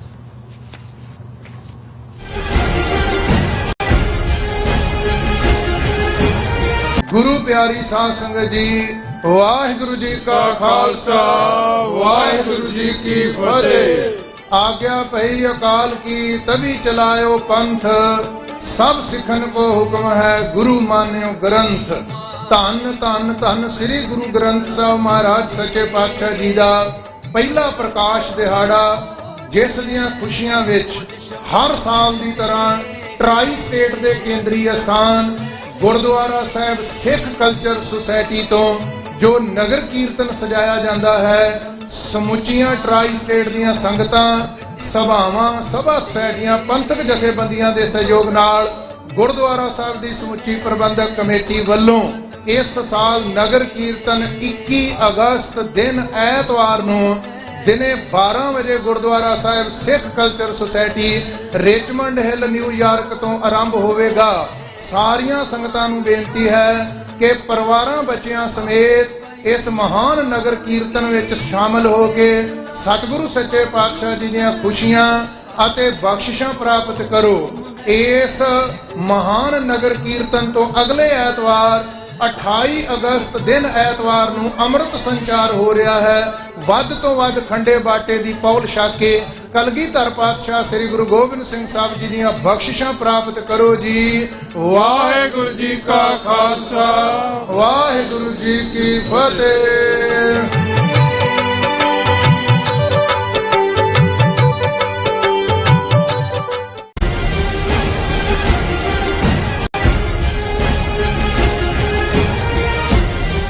Viewers welcome back to program. So viewers ਗੱਲਬਾਤ ਕਰਨ ਜਾ ਰਹੇ ਹਾਂ ਕਿ ਤਿਰੰਗੇ ਦੇ ਰੰਗਾਂ ਅਤੇ ਡਿਜ਼ਾਈਨ ਨੂੰ ਲੈ ਕੇ ਕਈ ਕਿਸਮ ਦੀਆਂ ਚਰਚਾਵਾਂ ਜਿਹੜੀਆਂ ਉਹ ਕੀਤੀਆਂ ਜਾਂਦੀਆਂ ਨੇ ਔਰ ਇੱਕ ਪਾਸੇ ਤਿਰੰਗੇ ਵਿਚਲੇ ਚੱਕਰ ਨੂੰ ਅਸ਼ੋਕ ਚੱਕਰ ਦੱਸਿਆ ਜਾਂਦਾ ਹੈ ਪਰ ਨਹਿਰੂ ਅਨੁਸਾਰ ਇਹ ਗਾਂਧੀ ਚਰਖਾ ਹੈ। ਸੋ ਇਹ ਸਾਰਾ ਮਾਜਰਾ ਕੀ ਹੈ, ਇਸ ਬਾਰੇ ਆਪਾਂ ਗੱਲਬਾਤ ਕਰਨ ਜਾ ਰਹੇ ਹਾਂ। ਸੋ ਅਸੀਂ ਚਾਹਾਂਗੇ ਕਿ ਤੁਸੀਂ ਸਾਨੂੰ ਇਸੇ ਤਰ੍ਹਾਂ ਬਣੇ ਰਹਿਣਾ। ਦੇਖਣ ਸੁਣਨ ਲਈ ਲਿਖਣ ਲਈ ਤੁਹਾਡਾ ਸਭ ਦਾ ਬਹੁਤ ਬਹੁਤ ਧੰਨਵਾਦ ਜੀ। ਡਾਕਟਰ ਸਾਹਿਬ ਕੀ ਵਿਚਾਰਾਂ ਨੇ? ਦੇਖੋ, ਅਸੀਂ ਇਸ ਨੂੰ ਵਿਚਾਰ ਲਈ ਵੀ ਨਾ ਲੈਂਦੇ, ਹਾਲਾਂਕਿ ਇਹ ਵੀ ਜ਼ਰੂਰੀ ਹੋ ਗਿਆ ਕਿਉਂਕਿ ਇੱਕ ਤਬਕਾ ਸਿੱਖਾਂ ਦਾ ਜਿਹੜਾ ਤਿਰੰਗੇ ਦੇ ਹੱਕ 'ਚ ਭੁਗਤ ਰਿਹਾ ਹੈ, ਰੈਂਟਾ ਸਿੱਖ ਨੇ ਜਾਂ ਜਿਨ੍ਹਾਂ ਦੀਆਂ ਲਾਲਸਾਵਾਂ ਨੇ, ਗਰੀਡਸ ਨੇ, ਫੀਅਰ ਨੇ, ਜਿਹਦੇ ਥੱਲੇ ਉਹਨਾਂ ਨੂੰ ਫਸਾਇਆ ਹੋਇਆ ਹੈ, ਜੀ ਉਹ ਇਹ ਆਰਗੂਮੈਂਟ ਦੇਣ ਦੀ ਕੋਸ਼ਿਸ਼ ਕਰ ਰਹੇ ਨੇ ਕਿ ਜੀ ਦੇਖੋ ਮੁਲਕ ਦੀ ਆਜ਼ਾਦੀ ਲਈ ਅਸੀਂ ਸਭ ਤੋਂ ਵੱਧ ਕੁਰਬਾਨੀਆਂ ਕੀਤੀਆਂ ਤੇ ਅਸੀਂ ਆਪਣਾ ਹੱਕ ਕਿਉਂ ਛੱਡੀਏ।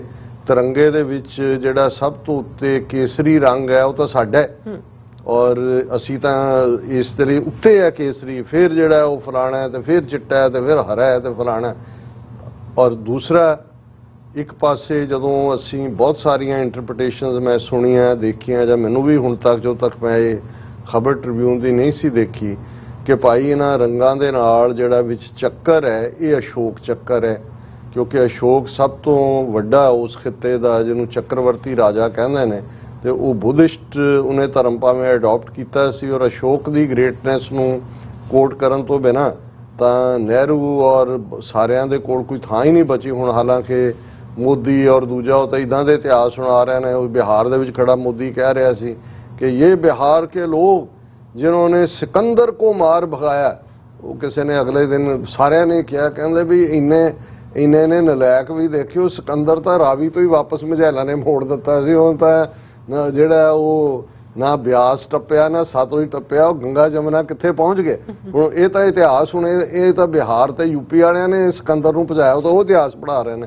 ਪਰ ਇਹਦੇ 'ਚ ਕੋਈ ਸ਼ੱਕ ਨਹੀਂ ਹੈ ਕਿ ਅਸ਼ੋਕਾ ਨੇ ਅੱਜ ਦੇ ਮੌਜੂਦਾ ਅਫਗਾਨਿਸਤਾਨ ਤੋਂ ਲੈ ਕੇ ਇੱਕ ਵੱਡੇ ਖਿੱਤੇ ਤੇ ਜਦੋਂ ਕਿ ਬੁੱਧ ਧਰਮ ਦਾ ਔਰ ਉਹਨਾਂ ਦੇ ਜਿਹੜੇ ਸਤੂਪੇ ਨੇ ਉਹ ਨੇ। ਸੋ ਮੈਨੂੰ ਇਹ ਲੱਗਾ ਕਿ ਭਾਈ ਇਹਨਾਂ ਨੇ ਕਿਉਂਕਿ ਸੈਕੂਲਰ ਔਰ ਇੰਟਰਪ੍ਰੀਟੇਸ਼ਨ ਵੀ ਸਭ ਦੀ ਇਹੀ ਹੁੰਦੀ ਹੈ ਕਿ ਜਿਹੜਾ ਵਿੱਚ ਚੱਕਰ ਹੈ ਜੀ ਇਹ ਤਾਂ ਬੁੱਧ ਧਰਮ ਦਾ। ਹਾਲਾਂ ਇਹਦੇ 'ਚ ਕੋਈ ਸ਼ੱਕ ਨਹੀਂ ਹੈ ਕਿ ਜਦੋਂ 1920 ਦੇ ਵਿੱਚ ਕਾਂਗਰਸ ਵੱਲੋਂ ਝੰਡੇ ਦੀ ਗੱਲ ਔਰ ਇਸ ਗੱਲ ਦਾ ਧਿਆਨ ਰਹੇ ਕਿ ਜਿਹੜੇ ਤਿੰਨੋਂ ਰੰਗ ਨੇ ਇਹ ਕਾਂਗਰਸ ਦੇ ਝੰਡੇ ਦੇ ਰੰਗ ਸੀ, ਵਿਚਕਾਰ ਗਾਂਧੀ ਦਾ ਚਰਖਾ ਸੀ। ਕਾਂਗਰਸ ਦੇ ਝੰਡੇ 'ਚ ਇੰਨਾ ਫਰਕ ਸੀ। ਔਰ ਹੁਣ ਤੁਸੀਂ ਇਹ ਦੇਖੋ ਜਿਨ੍ਹਾਂ ਨੂੰ ਜਿਹੜੇ ਇਹ ਪ੍ਰਚਾਰਦੇ ਨੇ ਕਿ ਜੀ ਉਹ ਕੇਸਰੀ ਰੰਗ ਸਿੱਖਾਂ ਦਾ ਵਿੱਚ ਲੈ ਆਂਦਾ ਹੈ, ਜਿਹੜਾ ਗਾਂਧੀ ਸਿੱਖ ਧਰਮ ਨੂੰ ਅੱਡ ਧਰਮ ਮੰਨਣ ਨੂੰ ਤਿਆਰ ਨਹੀਂ, ਗੁਰਮੁਖੀ ਲਿਪੀ ਤੋਂ ਉਹਨੂੰ ਹੇਟਡ ਸੀ, ਗੁਰੂ ਗੋਬਿੰਦ ਸਿੰਘ ਸਾਹਿਬ ਨੂੰ ਮਿਸਗਾਈਡਡ ਪੈਟਰੀਓਟ ਕਹਿੰਦਾ ਸੀ, ਸਿੱਖ ਬੀਬੀਆਂ ਕਿਰਪਾਨ ਪਾਉਂਦੀਆਂ ਨੇ ਇਹ ਉਹਨੂੰ ਪਸੰਦ ਨਹੀਂ ਸੀ ਔਰ ਉਹ ਇਹ ਸਮਝਦਾ ਸੀ ਕਿ ਸਿੱਖੀ ਤਾਂ ਜਿਹੜੀ ਹੈ ਇਹ ਹਿੰਦੂ। ਉਹਨੇ ਕਿਹਾ ਜੀ ਮੈਂ ਗੁਰੂ ਗ੍ਰੰਥ ਸਾਹਿਬ ਜਿੰਨਾ ਪਰ ਮੈਨੂੰ ਤਾਂ ਕੋਈ ਫਰਕ ਨਹੀਂ ਲੱਗਾ ਕਿ ਵੀ ਵੇਦਾਂ ਔਰ ਉਹਦੇ 'ਚ ਕੋਈ ਫਰਕ ਹੋਏ। ਹੁਣ ਉਹ ਕਾਂਗਰਸ ਦਾ ਝੰਡਾ ਉਹਦੇ 'ਚ ਉਹਨਾਂ ਨੇ ਤੁਹਾਡਾ ਰੰਗ ਮੰਨ ਲਿਆ। ਤੁਹਾਡਾ ਪਹਿਲੀ ਗੱਲ ਤਾਂ ਇਹ ਬਿਲਕੁਲ ਹਾਲਾਂ ਉਸ ਪੀਰੀਅਡ 'ਚ ਇੱਕ ਡਿਬੇਟ ਜ਼ਰੂਰ ਚੱਲ ਰਹੀ ਸੀ ਕੀ ਹੈ, ਲੇਕਿਨ ਜਦੋਂ ਇਹ ਈਵਨ ਕਾਂਸਟੀਟਿਊਐਂਟ ਅਸੈਂਬਲੀ ਦੇ ਵਿੱਚ ਰੈਜ਼ੋਲੂਸ਼ਨ ਦੇ ਨਾਲ ਇਹ ਤਿੰਨ ਰੰਗਾ ਝੰਡਾ ਜਿਹੜਾ ਕਾਂਗਰਸ ਦਾ ਝੰਡਾ ਸੀ ਅਡਾਪਟ ਕੀਤਾ ਗਿਆ ਤੇ ਉਹਦੇ 'ਚ ਚਰਖੇ ਦੀ ਥਾਂ ਤੇ ਇਹ ਚੱਕਰ ਲਿਆਂਦਾ ਗਿਆ। ਤਾਂ ਮੈਨੂੰ ਇਹ ਸੀ ਕਿ ਭਾਈ ਕਿਉਂਕਿ ਇੱਕ ਕਾਂਗਰਸ ਪਾਰਟੀ ਦਾ ਝੰਡਾ ਸੀ, ਉਹਨਾਂ ਨੇ ਕਿਹਾ ਕਿ ਜੀ ਅਸੀਂ ਹੁਣ ਨੇਸ਼ਨ ਦਾ ਬਣਾਉਣਾ ਹੈ ਤੇ ਅਸੀਂ ਹਾਲਾਂਕਿ ਗਾਂਧੀ ਦੇ ਇੱਕ ਨੂੰ ਕ੍ਰੈਡਿਟ ਕਹਿੰਦੇ ਨੇ ਡੈਵਲ ਮਸਟ ਬੀ ਗਿਵਨ ਹਿਸ ਡਿਊ। ਗਾਂਧੀ ਇਹ ਚਾਹੁੰਦਾ ਸੀ ਵੀ ਕਾਂਗਰਸ ਨੇ ਸਟਰਗਲ ਕੀਤੀ ਮੁਲਕ ਦੀ ਆਜ਼ਾਦੀ ਲਈ ਔਰ ਹੁਣ ਆਜ਼ਾਦੀ ਜੋ ਵੀ ਆ ਗਈ ਆਜ਼ਾਦੀ ਜਾਂ ਬਰਬਾਦੀ ਇਹਨੂੰ ਕਾਂਗਰਸ ਨੂੰ ਡਿਸੋਲਵ ਕਰ ਦਿਓ, ਪਾਰਟੀ ਨੂੰ ਖਤਮ ਕਰ ਦਿਓ। ਪਰ ਨਹਿਰੂ, ਪਟੇਲ, ਦੂਜੇ ਮੌਲਾਨਾ ਆਜ਼ਾਦ ਇਹਨਾਂ ਨੇ ਤਾਂ ਸਾਰੇ ਇਹ ਸੀ ਵੀ ਅਸੀਂ ਤਾਂ ਪਹਿਲਾਂ ਤਾਂ ਧੱਕੇ ਹੀ ਖਾਦੇ ਨੇ, ਹੁਣ ਰਾਜ ਕਰਨ ਦਾ ਮੌਕਾ ਆਇਆ, ਹੁਣ ਅਸੀਂ ਕਿੱਥੋਂ ਛੱਡ ਦਈਏ। ਸੋ ਉਹਨਾਂ ਨੇ ਨਾ ਸਿਰਫ ਇਹ ਕਿ ਵੀ ਕਾਂਗਰਸ ਡਿਸੋਲਵ ਨਹੀਂ ਕੀਤੀ, ਉਹਨਾਂ ਨੇ ਉਹੀ ਝੰਡਾ ਕਾਂਗਰਸ ਦਾ ਜਿਹੜਾ ਪਾਰਟੀ ਦਾ ਸੀ ਉਹ ਚੁੱਕ ਕੇ ਉਹਨੂੰ ਨੈਸ਼ਨਲ ਫਲੈਗ ਵੀ ਬਣਾ ਦਿੱਤਾ ਔਰ ਦੂਜਿਆਂ ਨੂੰ ਡਿਬੇਟ ਦੇ ਲਈ ਇਹ ਮੌਕਾ ਕਿ ਜੀ ਦੇਖੋ ਚੱਕਰ ਜਿਹੜਾ ਹੈ ਵਿੱਚ ਅਸ਼ੋਕ। ਹਾਲਾਂ ਇਹਦੇ 'ਚ ਕੋਈ ਸ਼ੱਕ ਨਹੀਂ ਹੈ ਕਿ ਜਿਹੜੇ ਉਹਨਾਂ ਦੀ ਸਟੈਂਪ ਦੇ ਉੱਤੇ ਸ਼ੇਰ ਨੇ ਜਿਹੜੇ ਉਹ ਉਹਨਾਂ ਦਾ ਵੀ ਆ ਜਿਹੜਾ ਨਵਾਂ ਹੁਣ ਇਹਨਾਂ ਨੇ ਸੈਂਟਰਲ ਵਿਸਤਾ ਬਣਾਇਆ ਪਾਰਲੀਮੈਂਟ ਦਾ, ਸ਼ੇਰ ਵੀ ਜਿਹੜੇ ਇੱਕ ਪਾਸੇ ਦਹਾੜਦੇ ਸ਼ੇਰ ਸੀ ਜਿਹੜੇ ਕੰਪੋਜ਼ ਹੋ ਕੇ ਬੈਠੇ ਨੇ ਤੇ ਦੂਜੇ ਪਾਸੇ ਇਹਨਾਂ ਨੇ ਗੁਜਰਾਤੀ ਸ਼ੇਰ ਗੀਰ ਵਾਲਾ ਜਿਹੜਾ ਉਹੀ ਭੰਬੜ ਭੂਸੇ 'ਚ ਪਿਆ ਬੈਠਾ ਘਬਰਾ ਰਿਹਾ। ਸ਼ੇਰ ਤਾਂ ਸ਼ੇਰ ਹੈ, ਸ਼ੇਰ ਦੀ ਚਾਲ 'ਚ ਵੀ ਮਸਤੀ ਹੈ, ਲੇਕਿਨ ਝੰਡੇ ਨਾਲ ਝੰਡੇ 'ਚ ਤਾਂ ਸ਼ੇਰ ਨਹੀਂ ਹੈਗਾ। ਸੋ ਪਹਿਲੀ ਗੱਲ ਤਾਂ ਇਹ ਆਰਗੂਮੈਂਟ ਹੀ ਝੂਠਾ ਹੈ ਕਿ ਜੀ ਇਹ ਜਿਹੜਾ ਰੰਗਾਂ ਦੇ ਵਿੱਚ ਹਰਾ ਇਸਲਾਮ ਦਾ ਤੇ ਚਿੱਟਾ ਜਿਹੜਾ ਉਹ ਜੈਨੀਆਂ ਦਾ ਤੇ ਉਹ ਚੱਕਰ ਵਿੱਚ ਇਹ ਕਾਂਗਰਸ ਦਾ ਝੰਡਾ ਸੀ, ਉਹਨਾਂ ਨੇ ਆਪਣੇ ਢੰਗ ਦੇ ਨਾਲ ਜਿਹੜਾ ਉਸ ਨੂੰ ਬਣਾਇਆ। ਸਿੱਖਾਂ ਦੀ ਉਹਦੇ 'ਚ ਕੋਈ ਪਾਰਟਿਸਿਪੇਸ਼ਨ ਔਰ ਫਿਰ ਕਾਂਗਰਸ ਦੇ ਝੰਡੇ ਨੂੰ ਉਹਨਾਂ ਨੇ ਨੈਸ਼ਨਲ ਫਲੈਗ ਬਣਾਤਾ, ਕਿਉਂਕਿ ਇਹਦੇ 'ਚ ਉਹਨਾਂ ਦਾ ਆਪਣਾ ਮਫਾਦ ਸੀ। ਜੋ ਨਹਿਰੂ ਐਂਡ ਕੰਪਨੀ ਰਹਿੰਦੀ ਜ਼ਿੰਦਗੀ ਤੱਕ ਉਹ ਰੂਲ ਵੀ ਕਰਨਾ ਚਾਹੁੰਦੇ ਸੀ, ਅੱਗੋਂ ਤਾਂ ਆਪਣੀ ਕੁੜੀ ਨੂੰ ਵੀ ਉਹਨੇ ਖੜਾ ਕੀਤਾ, ਇੱਕ ਪੂਰਾ ਡਾਇਨੈਸਟੀ ਬਣਾਉਣ ਦੀ ਕੋਸ਼ਿਸ਼ ਕੀਤੀ। ਹੁਣ ਓਰੀਜਨਲ, ਕਿਉਂਕਿ ਟ੍ਰਿਬਿਊਨ ਦੀ ਖਬਰ ਅੱਜ ਜਦੋਂ ਉਹਨਾਂ ਨੇ ਕਿਹਾ ਕਿ ਵੈਨ ਜਵਾਹਰ ਲਾਲ ਨਹਿਰੂ ਮੈਂਟਲੀ ਡਿਫੈਂਡਡ ਦਾ ਟ੍ਰਾਈ ਕਲਰ ਡਿਜ਼ਾਈਨ, ਉਸ ਤੋਂ ਇਹ ਪਤਾ ਲੱਗਦਾ ਕਿ ਵੀ ਜਦੋਂ ਇਹ ਝੰਡਾ ਅਪਰੂਵ ਹੋ ਰਿਹਾ ਸੀ ਔਰ ਬਣ ਗਿਆ ਉਹਦਾ ਡਿਜ਼ਾਈਨ, ਇੱਕ ਤਬਕੇ ਨੇ ਕਿਹਾ ਕਿ ਜੀ ਗਾਂਧੀ ਦਾ ਚਰਖਾ ਜਿਹੜਾ ਹੈ ਉਹ ਤੁਸੀਂ ਛੋਟਾ ਕਿਉਂ ਕਰਤਾ, ਚਰਖਾ ਹੀ ਰਹਿਣ ਦਿਓ ਇਹਨੂੰ ਜੇ ਹੁਣ ਡਿਜ਼ਾਈਨ ਨਹੀਂ ਬਣਾਉਣਾ। ਤੇ ਨਹਿਰੂ ਨੇ ਉਸ ਦੇ ਉੱਤੇ ਕਿਹਾ ਸੀ, ਔਰ ਇਹ ਜਿਹੜੀ ਖਬਰ ਦਾ ਬੇਸ ਹੈ ਨਹਿਰੂ ਦੀਆਂ ਹੀ ਲਿਖਤਾਂ ਨੇ, selected works of Jawahar Lal Nehru, ਉਸ ਦੇ ਵਿੱਚ ਉਹਨੇ ਕਿਹਾ ਕਿ ਜੀ ਇਹ ਜਿਹੜਾ described the national flag as the symbol of both the permanence of Indian culture and dynamic quality of India, and hoped it would be directed towards betterment liberation of the masses। ਹੁਣ ਐਸਾ ਇਹਦੇ ਚ ਕਿਹੜਾ Indian culture ਹੈ ਝੰਡੇ ਦੇ ਵਿੱਚ? ਜੇ ਤੁਸੀਂ ਸੈਕੂਲਰ ਮੁਲਕ ਵੀ ਕਹਿੰਦੇ ਹੋ, ਇਹਦੇ ਚ ਕੁਝ ਵੀ ਐਸਾ ਨਹੀਂ ਹੈ, ਤੇ ਡਾਇਨਾਮਿਕ ਕੁਆਲਿਟੀ ਕਿਹੜੀ ਹੈ ਉਹਦੇ ਚ? ਕੋਈ ਲੇਕਿਨ ਕਿਉਂਕਿ ਆਰਗੂਮੈਂਟ ਇਹੀ ਸੀ, ਜਾਂ ਇਹਨਾਂ ਦੀ ਜਿਹੜੀ ਹਿਡਨ ਇਹਦੇ ਚੋਂ ਫਾਇਦਾ ਲੈਣ ਦੀ ਗੱਲ ਸੀ ਕਿ ਜੀ ਲੋਕਾਂ ਦੇ ਵਿੱਚ ਕਾਂਗਰਸ ਔਰ ਗਾਂਧੀ ਇੱਕੋ ਹੀ ਹੈ, ਸਿਨੋਨਿਮਸ ਹੈ, ਇੱਕੋ ਅਰਥਕ ਹੈ। ਔਰ ਹੁਣ ਕਿਉਂਕਿ ਆਜ਼ਾਦ ਮੁਲਕ ਸਾਨੂੰ ਮਿਲ ਗਿਆ ਰਾਜ ਕਰਨ ਨੂੰ, ਤੇ ਕਾਂਗਰਸ ਔਰ ਆਜ਼ਾਦੀ ਇਹਦਾ ਇੱਕੋ ਹੀ ਮਤਲਬ ਰਹੇ।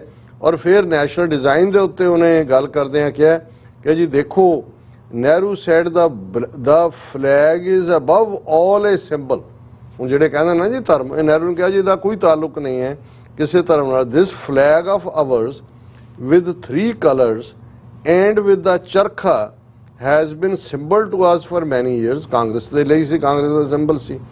Freedom and unity and masses of India, it would have been we quite impossible for us to vary the flag essentially without doing violence to the. ਇਹ ਐਵੇਂ ਜਬਲੀਆਂ ਮਾਰੀਆਂ ਫਲਾਵਰੀ ਵਰਡਸ, ਜਿਵੇਂ ਦਾ ਨਹਿਰੂ ਕਹਿੰਦਾ the charkha added a certain beauty of conception to the flag, ਕਿ ਚਰਖਾ ਤਾਂ ਚਲੋ ਇੱਕ ਜਿਹੜੀ ਹੈ ਬਿਊਟੀ ਐਡ ਕਰਦਾ। ਬਿਕੋਜ਼ ਹੁਣ ਇਹ ਤੋਂ ਅੰਦਾਜ਼ਾ ਲਾਓ ਵੀ ਅਸ਼ੋਕ ਚੱਕਰ ਨਹੀਂ ਹੈ ਇਹ ਨਹਿਰੂ ਕਹਿ ਰਿਹਾ, because the full charkha is not there now, it must not be imagined that we have given up the charkha or what it meant.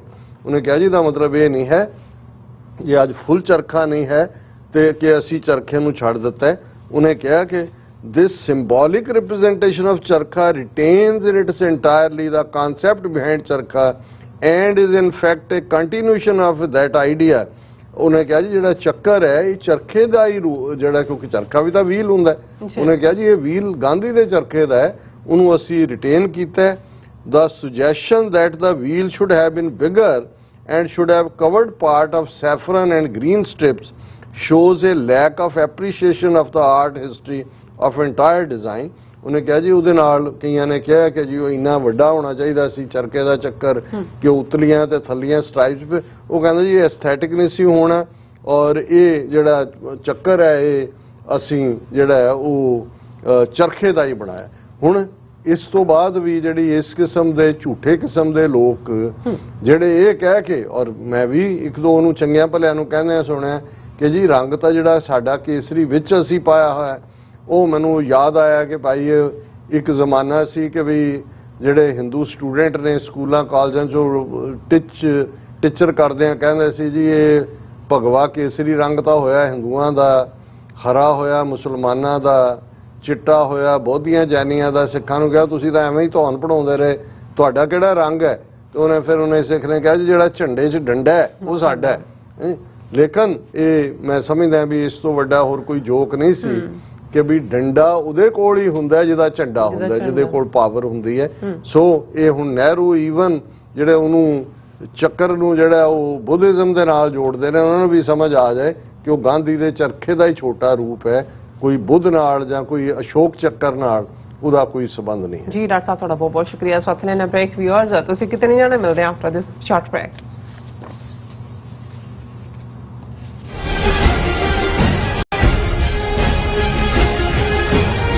Waheguru ji ਕਾ ਖਾਲਸਾ, ਵਾਹਿਗੁਰੂ ਜੀ ਕੀ ਫਤਿਹ। ਸਮੁੱਚੀਆਂ ਨਾਰਥ ਈਸਟ ਕੋਸਟ ਦੀਆਂ ਸਿੱਖ ਸੰਗਤਾਂ ਅੱਗੇ ਬੇਨਤੀ ਕੀਤੀ ਜਾਂਦੀ ਆ।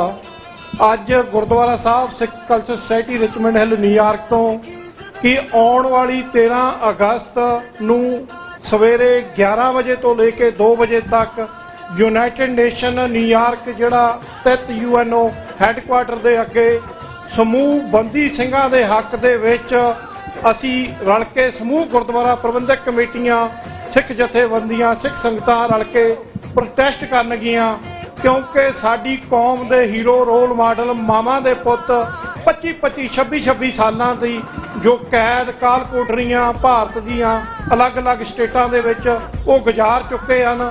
ਭਾਰਤੀ ਕਾਨੂੰਨ ਦੇ ਤਹਿਤ ਜੋ ਸਜ਼ਾਵਾਂ ਪੂਰੀਆਂ ਕਰ ਚੁੱਕੇ ਹਨ, ਹਲੇ ਵੀ ਭਾਰਤੀ ਹਕੂਮਤ ਉਹਨਾਂ ਨੂੰ ਰਿਹਾ ਨਹੀਂ ਕਰ ਰਹੀ। ਉਹਨਾਂ ਮਾਵਾਂ ਦੇ ਪੁੱਤਾਂ ਵਾਸਤੇ ਹਾਂ ਦਾ ਨਾਰਾ ਮਾਰ ਲਈ ਸਾਡੀ ਕੌਮ ਦੇ ਜੋ ਰੋਲ ਮਾਡਲ ਹੀਰੋ ਜੋ ਕਾਲ ਕੋਠਰੀਆਂ ਦੇ ਵਿੱਚ ਭਾਰਤ ਵਿੱਚ ਸਥਿਤ ਬੰਦ ਪਏ ਹਨ, ਉਹਨਾਂ ਨੂੰ ਰਿਹਾ ਕਰਾਉਣ ਵਾਸਤੇ ਸਤਿਗੁਰਾਂ ਦੇ ਅੱਗੇ ਅਰਦਾਸ ਕਰਕੇ ਆਓ ਆਪਾਂ ਰਲ ਕੇ UN ਦੇ ਅੱਗੇ 13 ਤਰੀਕ ਦਿਨ ਸ਼ਨਿਚਰਵਾਰ ਨੂੰ ਸਵੇਰੇ 11 ਵਜੇ ਰਲ ਮਿਲ ਕੇ ਪਰਿਵਾਰਾਂ ਸਮੇਤ ਅਸੀਂ ਉੱਥੇ ਜੁੜੀਏ ਤਾਂ ਕਿ ਆਪਣੇ ਬੰਦੀ ਸਿੰਘਾਂ ਨੂੰ ਰਿਹਾ ਕਰਾ ਸਕੀਏ। ਇਹ ਬੇਨਤੀ ਪ੍ਰਵਾਨ ਕਰਿਓ ਜੀ। ਵਾਹਿਗੁਰੂ ਜੀ ਕਾ ਖਾਲਸਾ, ਵਾਹਿਗੁਰੂ ਜੀ ਕੀ ਫਤਿਹ।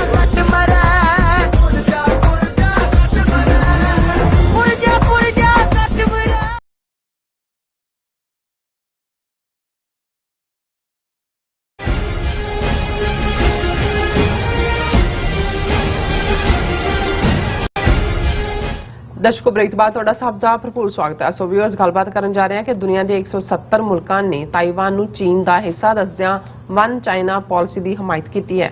ਭਾਰਤ ਉਹਨਾਂ 2 ਦਰਜਨ ਦੇ ਕਰੀਬ ਦੇਸ਼ਾਂ ਵਿੱਚ ਸ਼ਾਮਲ ਹੈ ਜਿਨ੍ਹਾਂ ਨੇ ਇਸ ਸੰਬੰਧੀ ਕੁਝ ਕਹਿਣ ਤੋਂ ਇਨਕਾਰ ਕੀਤਾ ਹੈ। ਸੋ ਕੀ ਭਾਰਤੋਂ ਕੁੱਟ ਖਾਣ ਦੀ ਤਿਆਰੀ ਤਾਂ ਨਹੀਂ ਕਰ ਰਿਹਾ? ਸੋ ਇਸ ਬਾਰੇ ਆਪਾਂ ਗੱਲਬਾਤ ਕਰਨ ਜਾ ਰਹੇ ਹਾਂ। ਸੋ ਅਸੀਂ ਚਾਹਾਂਗੇ ਕਿ ਤੁਸੀਂ ਇਸੇ ਤਰ੍ਹਾਂ ਬਣੇ ਰਹਿਣਾ, ਦੇਖਣ ਸੁਣਨ ਲਈ ਐਂਡ ਲਿਖਣ ਲਈ ਤੁਹਾਡਾ ਸਭ ਦਾ ਬਹੁਤ ਬਹੁਤ ਧੰਨਵਾਦ ਜੀ। ਡਾਕਟਰ ਸਾਹਿਬ, ਕੀ ਕਹਿਣਾ ਚਾਹੋਗੇ?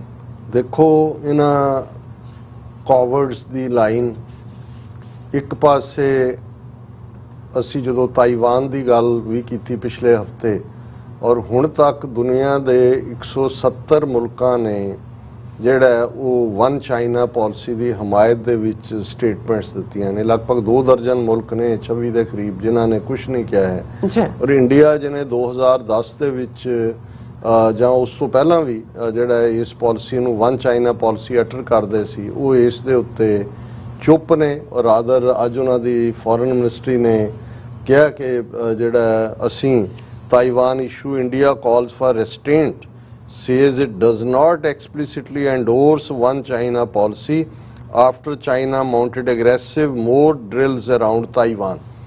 ਹੁਣ ਇਹ ਮਿਕਸਡ ਸਿਗਨਲ ਨੇ ਕਿਉਂਕਿ ਚਾਈਨਾ ਨੇ ਡਰਿਲਸ ਬੜੀਆਂ ਜ਼ੋਰਦਾਰ ਕੀਤੀਆਂ, ਉਹਨਾਂ ਦੀ ਹਵਾ 'ਚ ਵੀ ਦੂਜੇ ਵੀ, ਪਰ ਹੁਣ ਉਹਨਾਂ ਨੇ ਜਿਹੜਾ ਉਹਨੂੰ ਕਲੋਜ਼ ਕਰ ਦਿੱਤਾ ਹੈ। China concludes Taiwan drills, reaffirms reunification pledge. ਉਹਨਾਂ ਨੇ ਕਿਹਾ ਵੀ ਤਾਈਵਾਨ ਅਸੀਂ ਲੈਣਾ ਹੀ ਲੈਣਾ, ਇਹਨੂੰ ਮੇਨਲੈਂਡ ਨਾਲ ਯੂਨਾਈਟ ਕਰਨਾ।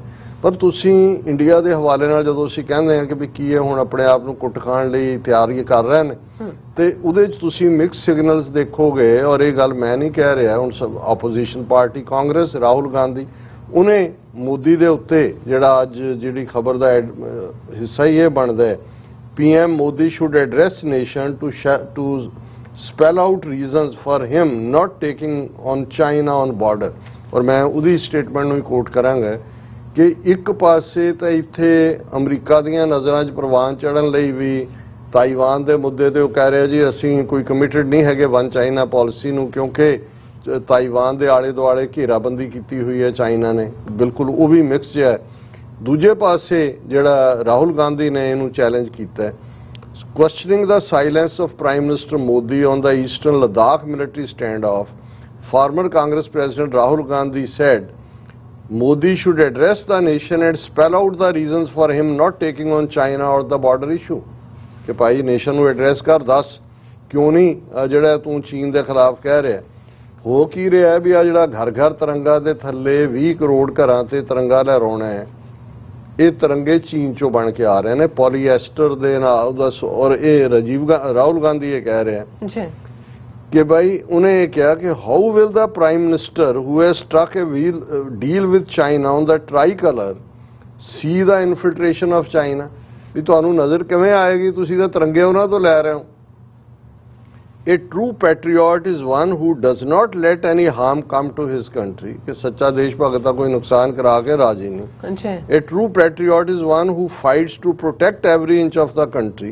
लेकिन इत्थे की हो रहा है, China has dared to occupy our country's borders before ਜਿਹੜੀ ਹੈ ਉਹਨਾਂ ਨੇ ਕਿਹਾ ਜੀ ਇਹ ਅੱਗੇ ਕਹਿੰਦਾ ਸੀ ਲਾਲ ਆਂਖ ਰੈਡ ਆਈ, ਹੁਣ Modi has board before China for the last 8 years ਕਿ ਪਿਛਲੇ 8 ਸਾਲਾਂ ਤੋਂ ਉਹਦੇ ਸਾਹਮਣੇ ਦੰਡਵਤ ਪ੍ਰਣਾਮ ਕਰ ਰਿਹਾ ਔਰ ਲੋਕ ਇਹ ਪੁੱਛਣਾ ਚਾਹੁੰਦੇ ਨੇ ਕਿ ਭਾਈ ਇਹ ਜਿਹੜਾ ਇਹ ਕਿਉਂ ਨਹੀਂ ਇਸ ਦੇ ਉੱਤੇ ਈਵਨ ਚੀਨ ਲਫ਼ਜ਼ ਵੀ ਜਿਹੜਾ ਉਹ ਮੂੰਹ ਕੱਢਣ ਨੂੰ ਤਿਆਰ ਨਹੀਂ। ਸੋ ਇੱਕ ਪਾਸੇ ਇਹ ਫੁੱਲ ਚੈਲੰਜ ਹੈ ਔਰ ਇਹ ਲਗਾਤਾਰਤਾ ਨਾਲ ਇਹ ਕ੍ਰੈਡਿਟ ਜਾਂਦਾ ਉਹਨੂੰ ਰਾਹੁਲ ਗਾਂਧੀ ਨੂੰ। ਉਹਨੇ ਕਿਹਾ ਵੀ ਤੂੰ ਤਾਂ ਕਹਿੰਦਾ ਸੀ ਕਿ ਵੀ ਅੱਖਾਂ ਲਾਲ ਨਹੀਂ ਕੀਤੀਆਂ ਪਹਿਲੀ ਸਰਕਾਰਾਂ ਨੇ ਚੀਨ ਤੇ, ਤੇਰੀਆਂ ਹੁਣ 8 ਸਾਲ 'ਚ ਲਾਲ ਨਹੀਂ ਹੋਈਆਂ। 1000 ਸਕੁਅਰ ਕਿਲੋਮੀਟਰ ਤੋਂ ਜ਼ਿਆਦਾ ਟੈਰੀਟਰੀ ਗਵਾਈ ਹੋਈ ਹੈ ਤੇ ਉਹਨਾਂ ਨਾਲ ਡੀਲ ਕਰਕੇ ਤੁਸੀਂ ਜਿਹੜਾ ਉਹ ਪੋਲੀਐਸਟਰ ਦੇ ਤਿਰੰਗੇ ਮੰਗਵਾ ਰਹੇ ਹੋ। ਕੱਲਾ ਇਹੀ ਨਹੀਂ, ਜਿਹੜਾ ਅਯੁੱਧਿਆ 'ਚ ਰਾਮ ਜੀ ਵੀ ਲਾਉਣੇ ਨੇ ਉਹ ਚੀਨ ਵਾਲੇ ਹੀ ਲਾਉਣੇ ਨੇ, ਪਤਾ ਨਹੀਂ ਅੱਖਾਂ ਨਾਲ ਛੋਟੀਆਂ ਬਣਾ ਦੇ ਰਾਮ ਜੀ ਦੀਆਂ।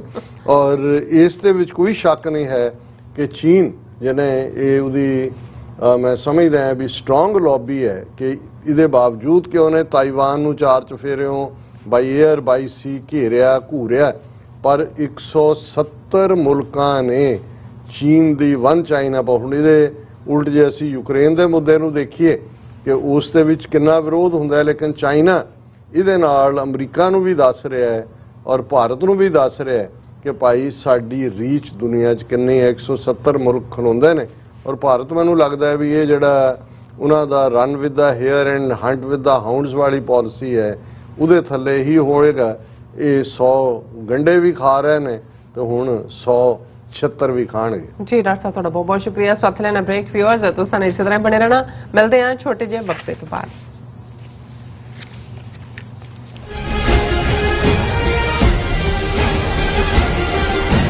ਬਾਬਾ ਬੰਦਾ ਸਿੰਘ ਬਹਾਦਰ ਇੰਟਰਨੈਸ਼ਨਲ ਸਿੱਖ ਸਟੱਡੀ ਨਿਊਯਾਰਕ ਵੱਲੋਂ ਹਰੇਕ ਸਾਲ ਦੀ ਤਰ੍ਹਾਂ ਬਾਬਾ ਬੰਦਾ ਸਿੰਘ ਜੀ ਬਹਾਦਰ ਦਾ ਸ਼ਹੀਦੀ ਦਿਹਾੜਾ ਤੇ ਸਮੂਹ ਸਿੰਘਾਂ ਦੀ ਯਾਦ ਵਿੱਚ 14 ਅਗਸਤ ਦਿਨ ਐਤਵਾਰ ਨੂੰ ਸ਼ਹੀਦੀ ਦਿਹਾੜਾ ਗੁਰਦੁਆਰਾ ਰਿਚਮੰਡ ਹਿੱਲ ਵਿਖੇ ਮਨਾਇਆ ਜਾ ਰਿਹਾ ਹੈ।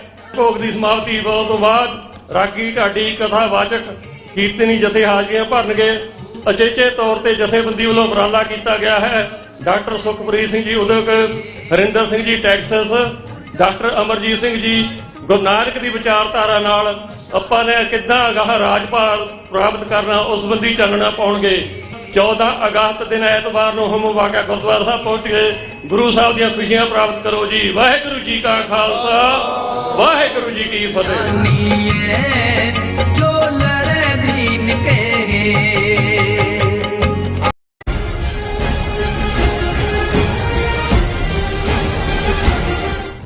Viewers welcome back to programs. Viewers end ਵਾਲੇ ਸੈਕਸ਼ਨ ਵਿੱਚ ਗੱਲਬਾਤ ਕਰਨ ਜਾ ਰਹੇ ਹਾਂ ਕਿ ਸ਼੍ਰੋਮਣੀ ਗੁਰਦੁਆਰਾ ਪ੍ਰਬੰਧਕ ਕਮੇਟੀ ਨੇ ਫੈਸਲਾ ਕੀਤਾ ਹੈ ਕਿ ਉਹ ਗੁਰੂ ਕੇ ਬਾਗ ਮੋਰਚਾ ਅਤੇ ਪੰਜਾ ਸਾਹਿਬ ਮੋਰਚੇ ਦੀ 100ਵੀਂ ਸਾਲਗਿਰਾ ਮੌਕੇ ਉਰਦੂ ਜ਼ਬਾਨ ਵਿੱਚ ਵੀ ਲਿਟਰੇਚਰ ਛਾਪਣਗੇ ਤਾਂ ਕਿ ਪਾਕਿਸਤਾਨ ਦੇ ਲੋਕ ਵੀ ਸਿੱਖ ਇਤਿਹਾਸ ਤੋਂ ਜਾਣੂ ਹੋ ਸਕਣ।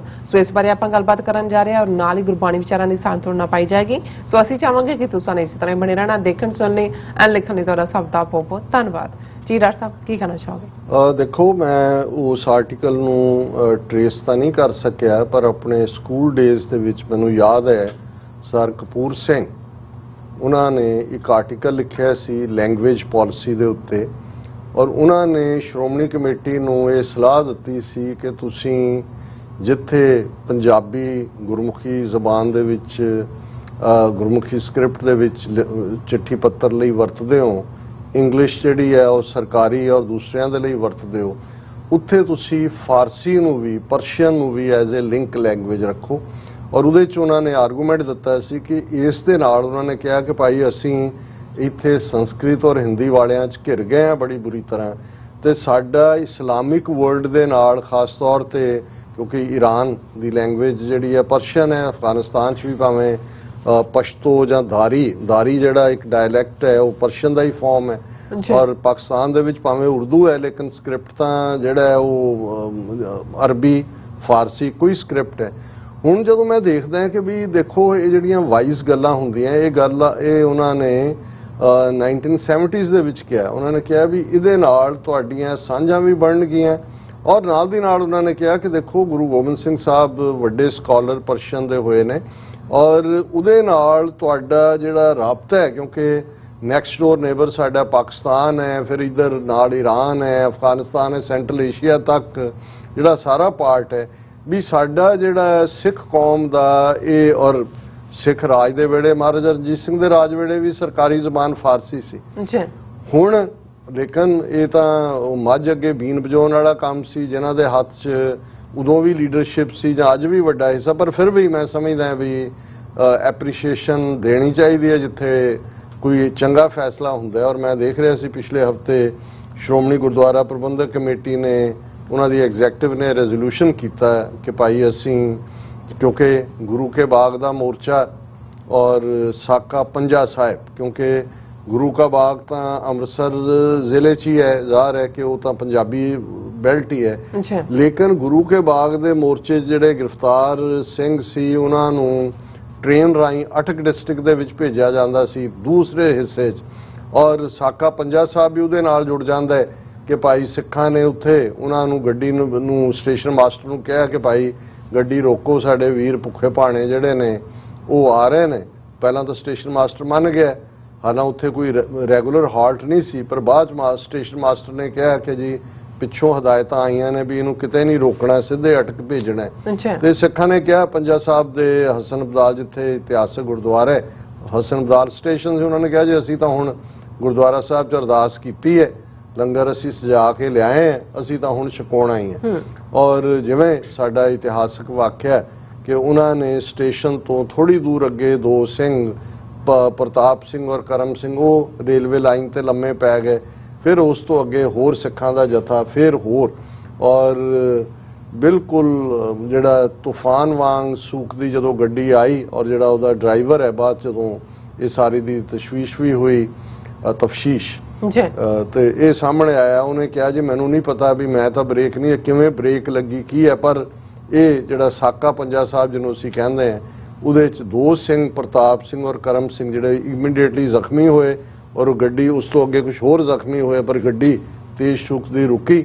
ਔਰ ਜਦੋਂ ਜਿਹੜੇ ਜ਼ਖਮੀ ਸਿੰਘ ਨੇ ਸੀਰੀਅਸਲੀ ਉਹਨਾਂ ਨੂੰ ਕੱਢਿਆ ਜਾਣ ਲੱਗਾ ਤੇ ਉਹ ਕਹਿੰਦੇ ਨੇ ਨਹੀਂ ਸਾਨੂੰ ਛੱਡੋ, ਪਹਿਲਾਂ ਜਿਹੜਾ ਉਹਨਾਂ ਨੂੰ ਸਿੰਘਾਂ ਨੂੰ ਪ੍ਰਸ਼ਾਦੇ ਛਕਾਓ ਜਿਹੜੇ ਅੰਦਰ ਨੇ ਦੂਜਿਆਂ ਦੇ। ਔਰ ਅਗਲੇ ਦਿਨ ਪ੍ਰਤਾਪ ਸਿੰਘ ਕਰਮ ਸਿੰਘ ਸ਼ਹੀਦ ਹੋਏ, ਬਾਕੀ ਜ਼ਖਮੀ ਸੀ।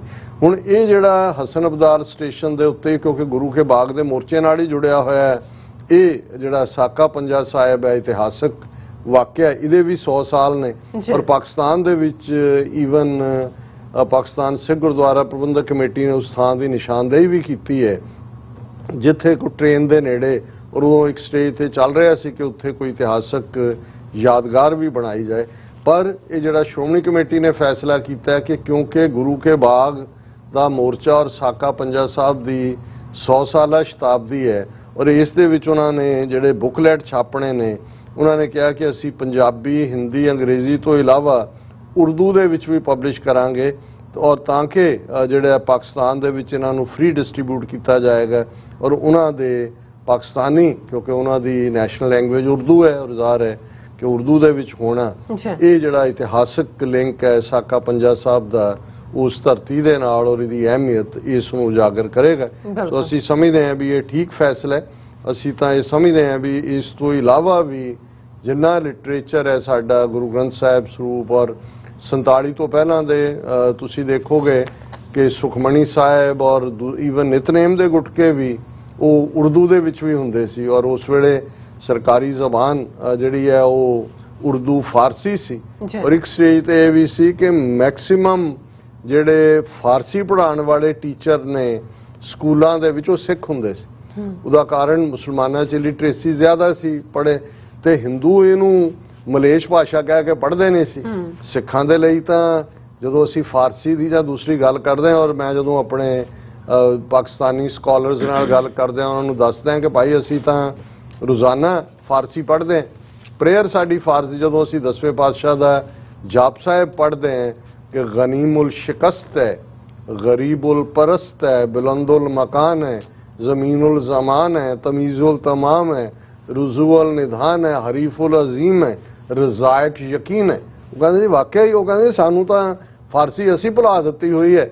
ਜੀ। ਮੈਂ ਕਿਹਾ ਜੀ ਇਹ ਹੁਣ ਗੁਰੂਆਂ ਨੇ ਜਿਹੜੀ ਸਾਂਝ ਰੱਖੀ ਹੋਈ ਹੈ ਔਰ ਉਹਦੇ ਥੱਲੇ, ਔਰ ਮੈਂ ਸਮਝਦਾ ਹਾਂ ਵੀ ਜਿਹੜੀ ਗੱਲ ਸਰ ਕਪੂਰ ਸਿੰਘ ਹੋਰਾਂ ਨੇ ਬਹੁਤ ਪਹਿਲਾਂ ਕਹੀ ਸੀ, ਕਾਸ਼ ਉਦੋਂ ਤੋਂ ਜੇ ਇਹ ਸਾਂਝ ਬਣਾਈ ਹੁੰਦੀ ਤੇ ਇਹ ਹੁਣ ਜਿਹੜਾ 75 ਸਾਲ ਬਾਅਦ ਉਹ ਲਿੰਕ ਦੁਬਾਰਾ ਜੋੜਨ ਦੀ ਲੋੜ ਨਾ ਪੈਂਦੀ। ਫਿਰ ਵੀ ਦੇਰ ਆਏ ਦਰੁਸਤ ਆਏ। ਔਰ ਅਸੀਂ ਜਿਵੇਂ ਕਲੋਜ਼ਿੰਗ ਦੇ ਵਿੱਚ ਵਿਚਾਰ ਕਰਦੇ ਰੂਹਾਨੀ ਅੱਜ ਜਿਹੜੇ ਸ਼ਬਦ ਨੇ ਸ੍ਰੀ ਰਾਗ ਦੇ ਪੰਜਵੇਂ ਪਾਤਸ਼ਾਹ ਦੇ ਉਹ ਜਿਹੜੇ ਨੇ ਉਹ ਖਤਮ ਹੋਏ ਨੇ ਔਰ ਹੁਣ ਅਸ਼ਟਪਦੀਆਂ ਦੇ ਰੂਪ ਦੇ ਵਿੱਚ ਜਿਹੜੀ ਫੇਰ ਗੁਰੂ ਸਾਹਿਬਾਨ ਦੀ ਬਾਣੀ ਇਸੇ ਰਾਗ 'ਚ ਸ੍ਰੀ ਰਾਗ ਨੂੰ ਸ੍ਰੇਸ਼ਟ ਰਾਗ ਕਿਹਾ, ਬਹੁਤ ਜ਼ਿਆਦਾ ਬਾਣੀ ਇਸ ਰਾਗ 'ਚ ਹੈ ਔਰ ਇਹ ਇੱਕੋ ਓੰਕਾਰ ਸਤਿਗੁਰ ਪ੍ਰਸਾਦ ਸ੍ਰੀ ਰਾਗ ਮਹੱਲਾ ਪਹਿਲਾ ਘਰ ਪਹਿਲਾ ਅਸ਼ਟਪਦੀਆਂ ਦੇ ਥੱਲੇ ਹੈ। ਆਖ ਆਖ ਮਨ ਵਾਵਣਾ ਜਿਉਂ ਜਿਉਂ ਜਾਪੈ ਵਾਏ, ਜਿਸ ਨੂੰ ਵਾਏ ਸੁਣਾਈ ਹੈ ਸੋ ਕੇਵਡ ਕਿਤ ਥਾਏ, ਆਖਣ ਵਾਲੇ ਜੇਤੜੇ ਸਭ ਆਖ ਰਹੇ ਲਿਵਲਾਏ, ਬਾਬਾ ਅੱਲਾਹ ਅਗਮ ਅਪਾਰ ਪਾਕੀ ਨਾਈ ਪਾਕ ਥਾਏ ਸੱਚਾ ਪਰਵਰਦਗਾਰ ਰਹਾਓ। ਅਸੀਂ ਫਾਰਸੀ ਦੀ ਗੱਲ ਕਰਕੇ ਹਟੇ ਹਾਂ, ਇਸ ਗੁਰੂ ਨਾਨਕ ਸਾਹਿਬ ਦੇ ਸ਼ਬਦ ਦੇ ਵਿੱਚ ਵੀ ਅਸੀਂ ਫਾਰਸੀ ਦੇ ਲਫ਼ਜ਼ ਦੇਖ ਸਕਦੇ ਹਾਂ। ਰਹਾਓ ਦੀ ਤੁਕ ਵਿੱਚ ਹੀ ਨੇ, ਬਾਬਾ ਅੱਲਾਹ ਅਗਮ ਅਪਾਰ, ਅੱਲਾ ਰੱਬ ਅਗਮ ਹੈ, ਉਹਦਾ ਕੋਈ ਪਾਰਾਵਾਰ ਨਹੀਂ ਹੈ, ਉਹਨੂੰ ਕੋਈ ਮਿਲ ਨਹੀਂ ਸਕਦਾ, ਕੋਈ ਉਸ ਦੇ ਬਰਾਬਰ ਉਸ ਦੀ ਥਾਂ ਨਹੀਂ ਪਾ ਸਕਦਾ। ਪਾਕੀ ਨਾਈ ਪਾਕ ਪਾਕੀਜ਼ਗੀ ਪਵਿੱਤਰਤਾ, ਉਸ ਦਾ ਨਾਮ ਪਵਿੱਤਰ ਹੈ। ਪਾਕ ਥਾਂ ਕਿਉਂਕਿ ਇਹ ਸਾਰੀ ਕਾਇਨਾਤ ਰੱਬ ਦੀ ਬਣਾਈ ਹੋਈ ਹੈ, ਰੱਬ ਇਹਦੇ 'ਚ ਵਸਦਾ ਹੈ, ਇਸ ਲਈ ਇਹ ਕਾਇਨਾਤ ਵੀ ਪਾਕੀਜ਼ਗੀ ਵਾਲੀ ਹੈ ਕਿਉਂਕਿ ਇਸ ਦੇ ਵਿੱਚ ਅੱਲਾ ਹੈ ਜਿਹੜਾ ਅਗਮ ਅਪਾਰ ਹੈ। ਸੱਚਾ ਪਰਵਰਦਗਾਰ, ਪਰਵਰਦਗਾਰ ਵੀ ਪਰਸ਼ਨ ਹੈ, ਪਾਲਣ ਵਾਲਾ, ਕਿ ਉਹ ਵਾਹਿਗੁਰੂ ਸੱਚਾ ਹੈ ਜਿਹੜਾ ਸਭ ਦੀ ਪ੍ਰਤਪਾਲਨਾ ਕਰਦਾ ਹੈ। ਹੁਣ ਜਿਹੜਾ ਰੱਬ ਅਗਮ ਹੈ ਅਪਾਰ ਹੈ, ਉਹਦੀ ਹਰ ਉਹ ਪਾਕੀਜ਼ਗੀ ਵਾਲਾ ਹੈ, ਹਰ ਇੱਕ ਨੂੰ ਪ੍ਰਤਪਾਲਨਾ ਕਰਨ ਵਾਲਾ ਹੈ, ਉਸ ਦੇ ਗੁਣਾਂ ਨੂੰ ਕੀ ਕਿਹਾ ਜਾ ਸਕਦਾ ਹੈ। ਆਖ ਆਖ ਮਨ ਵਾਵਣਾ ਜਿਉਂ ਜਿਉਂ ਜਾਪੈ ਵਾਏ, ਕਿ ਜਿਵੇਂ ਜਿਵੇਂ ਤੁਸੀਂ ਉਹਦੇ ਕਹਿਣ ਦੀ ਕੋਸ਼ਿਸ਼ ਕਰੋਗੇ ਇਹ ਖਪਾਣ ਵਾਲੀ ਗੱਲ ਹੀ ਹੋਏਗੀ ਸਿਰ ਨੂੰ ਕਿ ਵੀ ਤੁਸੀਂ ਉਹਦੇ ਗੁਣਾਂ ਦੀ ਗਿਣਤੀ ਕਰਨੀ ਹੈ, ਗੁਣਾਂ ਨੂੰ ਮਾਪਣਾ ਨਹੀਂ। ਇਸ ਵਿੱਚ ਨਾ ਜਾਓ, ਜਿਸ ਨੂੰ ਵਾਏ ਸੁਣਾਈ ਹੈ ਸੋ ਕੇਵਡ ਕਿਤ ਥਾਏ, ਕਿ ਵੀ ਜਿਹਨੂੰ ਵੀ ਤੁਸੀਂ ਇਸ ਦੇ ਉੱਤੇ ਸੁਣਾਓਗੇ ਵੀ ਕਿ ਮੈਂ ਉਹ ਇੰਨਾ ਵੱਡਾ ਹੈ, ਜਿੰਨਾ ਤੁਸੀਂ ਸੁਣਾ ਸਕੋਗੇ ਉਸ ਤੋਂ ਵੀ ਉਹ ਵੱਡਾ ਹੈ, ਕਿਉਂਕਿ ਉਸ ਦੀ ਤਾਂ ਵੱਡੇਤਣ ਦਾ ਵੱਡੇਪਨ ਦਾ ਪਾਰਾਵਾਰ ਹੀ ਨਹੀਂ ਪਾਇਆ ਜਾ ਸਕਦਾ। ਤੇ ਇਹ ਹੈ ਕਿ ਵੇਸਟ ਆਫ ਟਾਈਮ ਹੈ, ਇਹ ਵਕਤ ਦਾ ਜ਼ਿਆ ਹੈ ਜੇ ਤੁਸੀਂ ਰੱਬ ਦੀ ਥਾਂ ਪਾਉਣ ਦੀ ਕੋਸ਼ਿਸ਼ ਕਰਦੇ ਹੋ। ਆਖਣ ਵਾਲੇ ਜੇਤੜੇ ਸਭ ਆਖ ਰਹੇ ਲਿਵਲਾਏ, ਕਿ ਭਾਈ ਜਿਹੜੇ ਵੀ ਉਸ ਨੂੰ ਕਹਿਣ ਵਾਲੇ ਨੇ ਉਹਨਾਂ ਦੀ ਤਾਂ ਲਿਵ ਲੱਗੀ ਹੋਈ ਹੈ, ਉਹ ਤਾਂ ਗਿਣਤੀਆਂ ਮਿਣਤੀਆਂ 'ਚ ਨਹੀਂ ਪੈਂਦੇ ਕਿਉਂਕਿ ਉਹਨਾਂ ਦੇ ਅੰਦਰ ਵਾਹਿਗੁਰੂ ਦਾ ਪਿਆਰ ਭਰਿਆ ਹੋਇਆ। ਉਹ ਤਾਂ ਇਹੀ ਕਹਿੰਦੇ ਨੇ ਅੰਤ ਨਾ ਸਿਫਤੀ ਕਹਿਣ ਨਾ ਅੰਤ, ਅੰਤ ਨਾ ਵੇਖਣ ਸੁਣਨ ਨਾ ਅੰਤ, ਕਿ ਬੇਅੰਤ ਬੇਅੰਤ ਬੇਅੰਤ, ਇਨਫਿਨਿਟ ਇਨਫਿਨਿਟ ਇਨਫਿਨਿਟ।